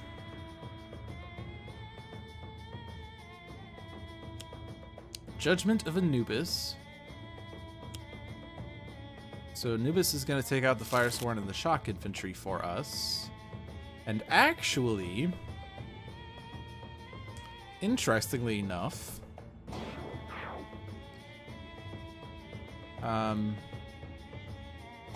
so I could use B-Bot to stop this. So take out the Shock Infantry. Take out the soldier, or not take out the soldier, hit the soldier. And then hit the B-Bot. And then Unity can't hit the soldier, so she will instead hit Voss. And then destroys Anubis. And then Judgment of Anubis is prematurely done. That's why we put B-Bot out there. Flame Barrier takes out the Genebound soldier. Ion Lancer goes after Turret Bot. Turret Bot takes out the Ion Lancer. Voss is flipping! Alright. If I want B-Bot back, I can get B-Bot into play right now. I just have to put Turret Bot back into my deck. If I powered Shockwave, this will do 1 + 1 is 2 + 1 is 3 damage. But I could also just wait until, like, Forced Deployment or something.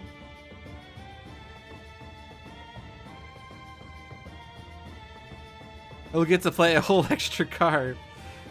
He will flip at the start of his turn. He'll play a card. It could be Forced Deployment, and then things. But yeah. Yeah, the challenge rule is really tame versus the advanced rule, which is terrible on both sides. Nah, I think I'm just gonna skip.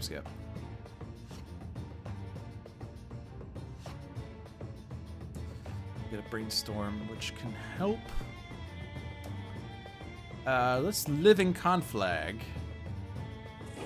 because I like cards.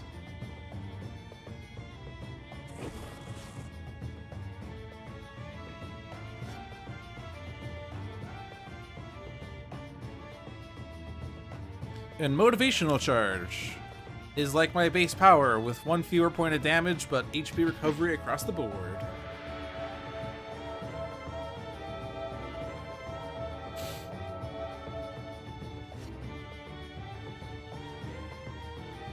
So, could stop Voss from dealing damage. He's going to do 4 energy to the highest and 3 fire to the lowest. The lowest is turret bot. The highest, actually, I think it says here. No, it doesn't. The highest is Unity or Wraith, or Unity or Fanatic, rather.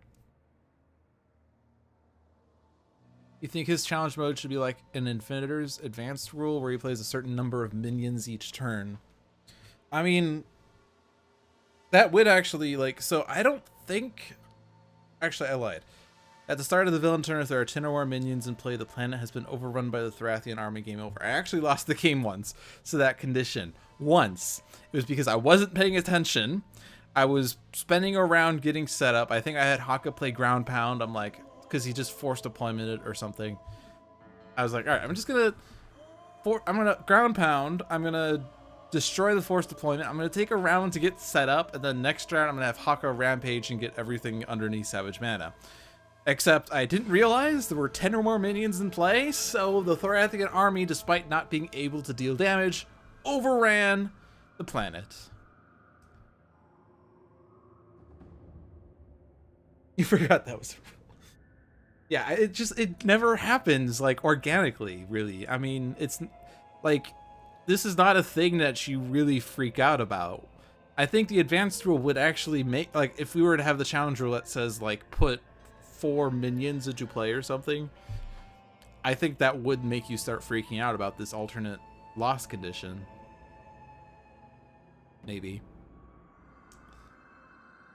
But that is an interesting thought. I mean, I really don't have any other better option. I could trust fund and maybe get better options next round. Yeah, so that's probably the better play, honestly. Stun Bolt, Mega Computer, Micro-Targeting Computer, Suture Self. I don't need Suture Self. Mega Computer can help with the environment. I already have a Throwing Knives in play. Can the environment destroy equipments?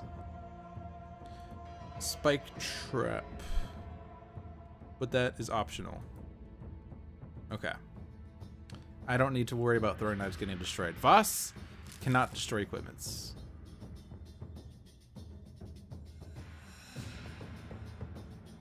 You still haven't thought about who Redacted is.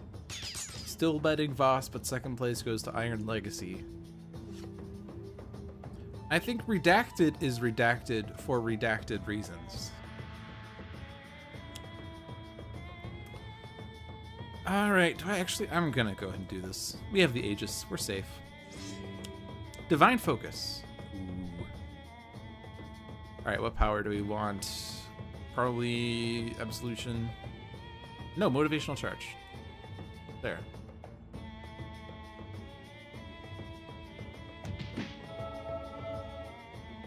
A panel of Iron Legacy and Chairwoman Wraith fading to white as La Commodora erases that timeline. Oh yeah, I never actually listened to the Iron Legacy letters page. That was recent, wasn't it? Yeah, because if I haven't listened in 3 weeks, I certainly didn't listen to that. I know there was that Iron Legacy and Grand Warlord Tempest episode recently. I want that final dive. I don't think I need Undaunted. Second most recent. Oh right, this week's was the power environments or something. Speaking of Spike Trap, I mean, destroy an equipment, or leave this out there and just have it deal with the minions. Boss will have a damage reduction, but that's fine. And he also flipped. And he also has a damage reduction right now, so I don't actually... Well, I guess it doesn't matter. Force deployment!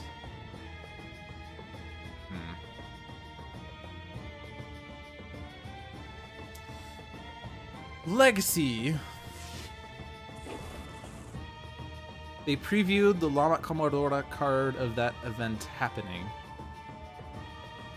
You lost to... Oh, you lost to Voss's win alt win condition at the mobile defense platform because it has minions. Yeah, that is a thing. I guess the spike trap's gonna target something. Can I destroy? I have a grappling hook. And we do not have B-bot. We could get B-bot. Destroy turret bot, get B-bot. And then Raw takes out B-bot with Inferno, which seems like a waste. Or maybe Flame Spike would be a bit better, I don't know. Or do I just not worry about that? Chastise.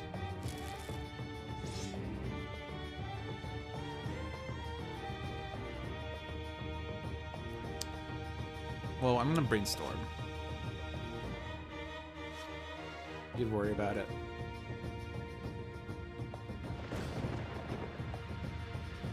It's the only way he could possibly win.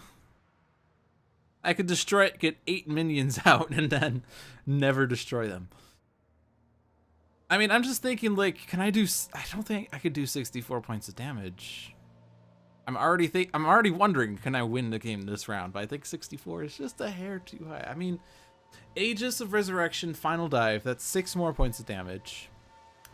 Absolution or some other power will do 4 or higher. I don't know. I could grappling hook away the force deployment, but then I can't get rid of the Genebound Guard. I could Final Dive a Genebound Guard into someone else, but there will be 8 minions. Yeah, I think because I can't destroy it until Wraith's turn, and if I do it on Wraith's turn, I'm not going to be able to get rid of all of them. And if I can't get rid of all of them, Voss will flip and play another card. So I don't really need to worry about the force deployment because I can't deal with it. So I'm not going to destroy Turret Bot.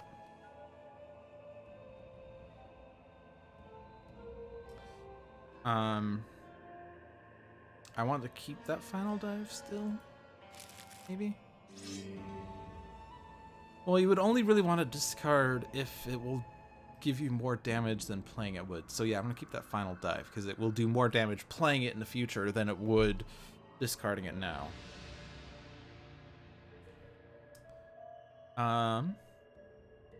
Ooh, I could put out Solar Flare. I'm going to put out Solar Flare this round, and I'll take the super big amount of damage I'll do to myself because of Solar Flare and Flame Barrier. But then I'll play Drawn to the Flame next round and do 3 damage to everything. How's that? How is that for a plan? This is my super wacky plan of the night.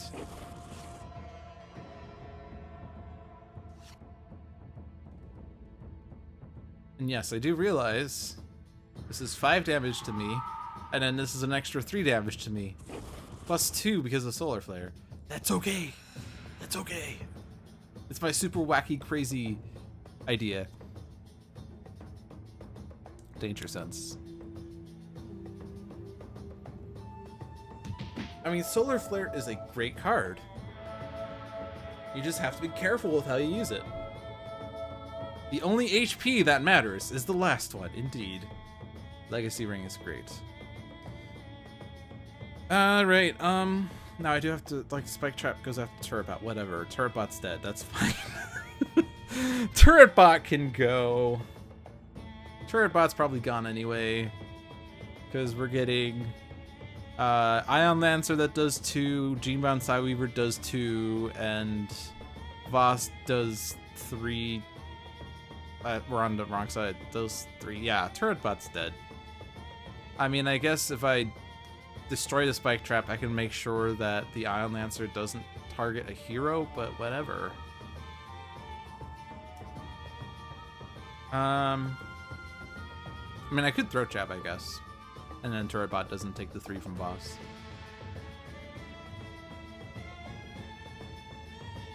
And that would do the same amount of damage this round.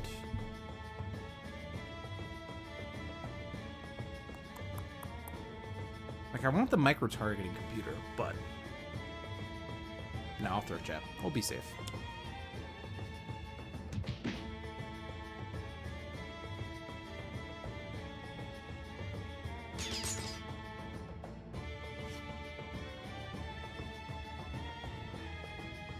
And then let's not do that.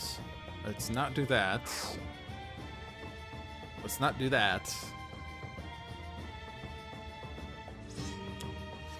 Prayer of Desperation. I guess that would have worked well if I did keep the thing. Oh well. And I guess I'm not final diving a minion anyway, so maybe I should have discarded. Oh well. We're not gonna rewind. We're not gonna retroactively decide that was a smart play. That's cheating.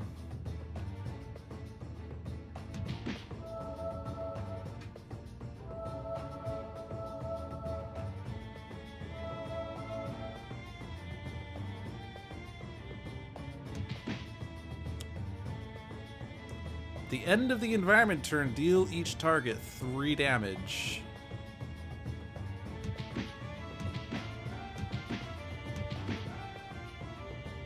Danger sense.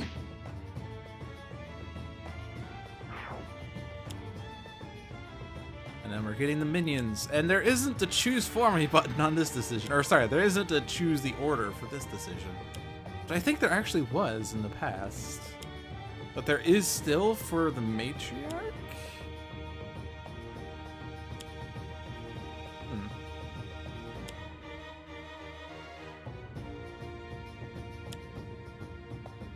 This card is immune to melee damage. Turretbot's gone. No, Turretbot! Legacy. Flame Barrier takes out the Ion Lancer.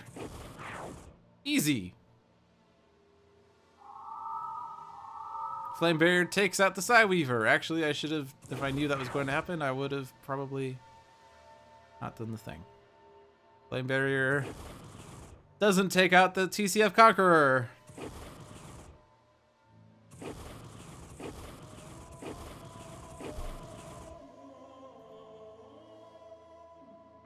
All right, hasty augmentation. No, we don't have drawn to the flame yet. But if I could hasty augment the flame, drawn to the flame, that would have been amazing. I could hasty augment throwing knives, I guess. That would take out the Genebound guard.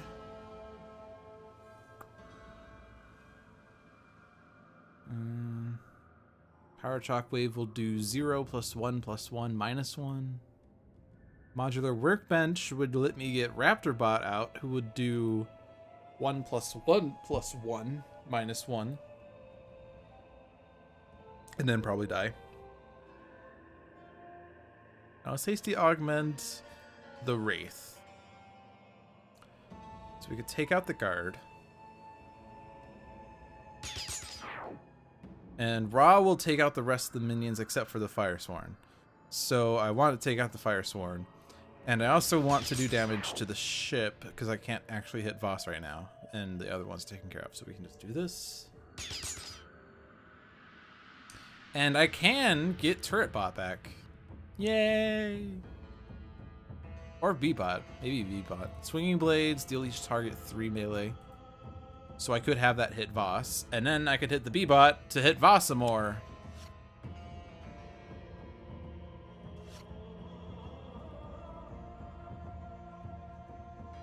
Alright. So I need to draw into the flame. I need to draw into the flame.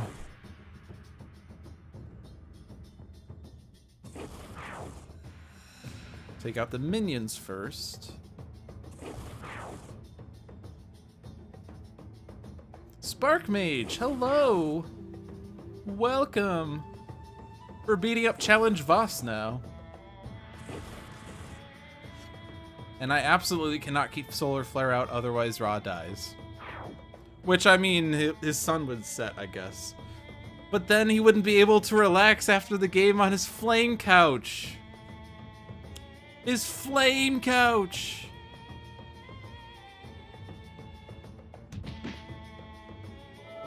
I mean, after a tough night, he needs to go on his flame couch and drink some of his flame cola. Do I want to take out the Conqueror? Can I win if I don't take out the Conqueror? No, 37 is still too high. I'm really overestimating my damage dealing potential. I keep feeling like I can do more when I really can't do more. Alright, smoke bombs maybe? Save Raw? Save Raw.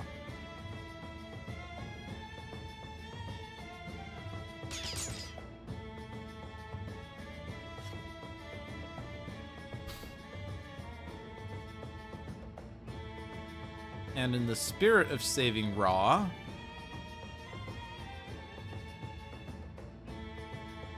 I changed my mind. Sacrosanct Martyr. Deal myself damage. Play Holy Nova, which is the card I was going to play and changed my mind. And then Fanatic uses Sacrosanct Martyr. Hits herself for way too many. Deals 11 damage to Voss.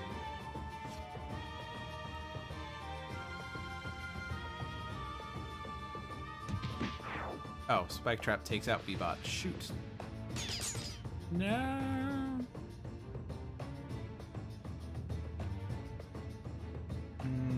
I don't need the Swinging Blades to win. Idol of Amput.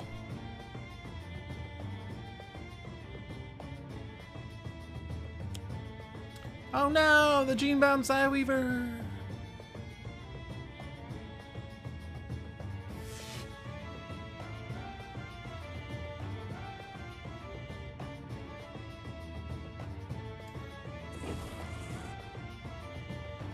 Redirect both of these.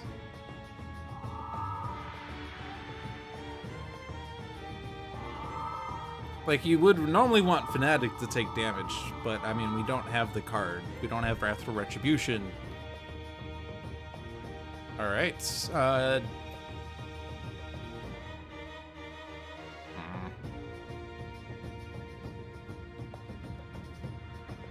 Bebop, bebop, bebop, bebop, bebop.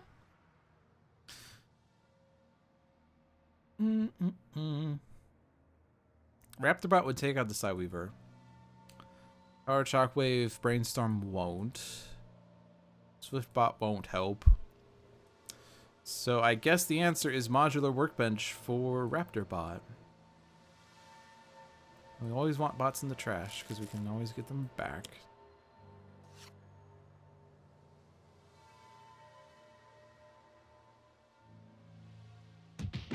Raptorbot, best bot. Actually, Raptorbot is only as strong as the number of allies that he has. Alright. Staff of Ra, I don't think it's going to do the most damage, because, like, I could either do 5 damage with Staff of Ra, or I do 2 damage with Drawn to the Flame, or I do 3 damage with Living Conflag, or I do 4 damage here. Or I Flame Spike and I do 2 damage followed by 3 damage followed by 2 damage.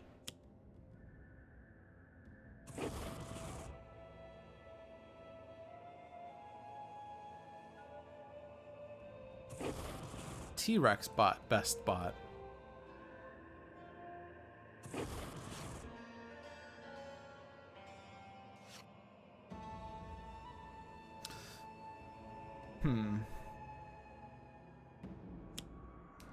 Now I kind of want a Wrathful Gaze Voss, but I don't think that's worth setting up. But we've got this. He's dead. He's gone.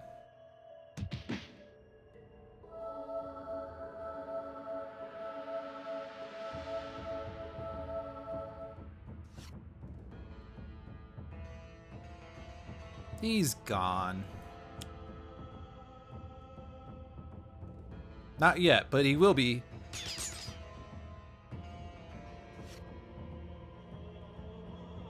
I think Inventory Barrage would have won it, maybe. Oh well. Oh well, let's find... No, I can't Final Dive. Oh, I can Final Dive Raptorbot into Voss. Sure! I was gonna final type Voss, but then I remembered I can't do it on character cards. I'll just throw the robot at him though. I'll throw Raptor Bot! Mr. Chums, go! And then Ra's like, if only Mr. Chums remembered to bring my flame guard with him, then he wouldn't be burned by the impact. And then Unity is all like, not this again.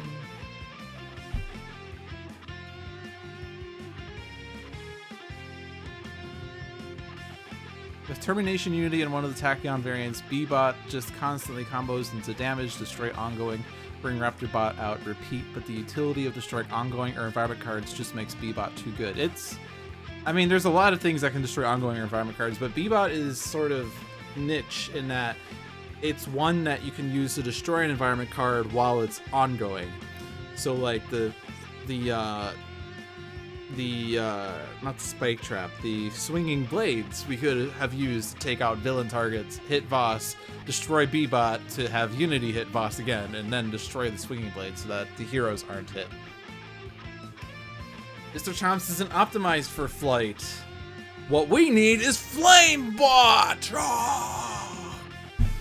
I don't think Ra's that creative.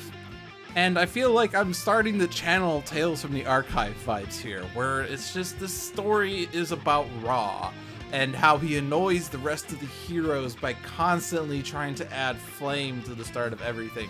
And he thinks that he's being clever, and he thinks that each new flaming thing is the best flaming idea ever. But for flaming's sake, it is so flaming annoying. Alright, well, it is past 8. I have met my 3-game quota. We had a advanced Dreamer match that started rocky, but ended up being a rock slide. We had an advanced Matriarch match, which started with 1 cohort, but we buried the other, and then it was an easy victory. And then we had Challenge Voss, which was also easy. Unfortunately, we're not going to the bar tonight because Ra is 9 and Fanatic is 9. In fact, the oldest person here is 16, who could probably try to pass off as 21, but we're not going to pretend that's a thing. That is not legal. But anyway, we're done for tonight. Thank you for watching. I hope you enjoyed this stream. If you love Sentinels of the Multiverse and you haven't gotten it for yourself, be sure to pick up the game in whatever avenue. If you just realized this game is awesome, be sure to pick it up for yourself. It is available digitally through Steam and iOS and Android devices. It is available physically through Greater Than Games. Physical games require, more setup and a lot more paying attention to the rules than a digital game would allow for, but it's also more fun. It's something you could bring. It was originally a physical game after all. And it still is a physical game. In fact, there are some expansions. There's one current expansion that is not out, the mini expansion that is, and then there's, of course, Oblivion, which is soon to be released. Soon, trademark. Flaming soon. If you like watching Sentinels of the Multiverse streams, you're probably already following this channel, but be sure to give Handelabra Games a follow, because every Tuesday there's a Sentinels Live episode, every Thursdays is Dolphin's Live with me, and every Sunday is Tales from the Archive with Zach, also known as Another Letdown. Sentinels Live for the month of March is going to be John and some other guest hosts. This past week was Zach, and next week will be me, so you get to see me twice next week, which will be fun and exciting. But the Sentinels Live episodes are more developer focused, I guess, in that they're like John and Jeremy are the developers of the game. They sometimes do other things, like they show one deck dungeon content, or they'll talk about things that are going on behind the scenes, especially with like how Oblivion is being produced for the digital game, the fact that they just started producing it because of how Oblivion is officially finalized, etc. So it's exciting to get that feedback. If you like watching strategy games, you're already watching this. If you like watching story games, you're probably already watching Tales from the Archive. All 3 of those streams are exciting and fun to watch, and I hope that you are watching because you like them and not because you're forced to by gunpoint. If you like me in particular, you can also follow my personal Twitch channel at Dolphin. It's twitch.tv/LewDolphin. I also have a Twitter account at LewDolphin21. A YouTube channel, which has some Sentinels content, but not a lot. My Twitch channel is not actually that much Sentinels focused, but it is speed gaming focused, if that tickles your fancy. I believe that's all I need to say. Cryobot and Gloombot have it to press off. Everyone else leaves before they start feeling suicidal. Oh my gosh. Well, I hope that the rest of your day is as flaming exciting as this match was.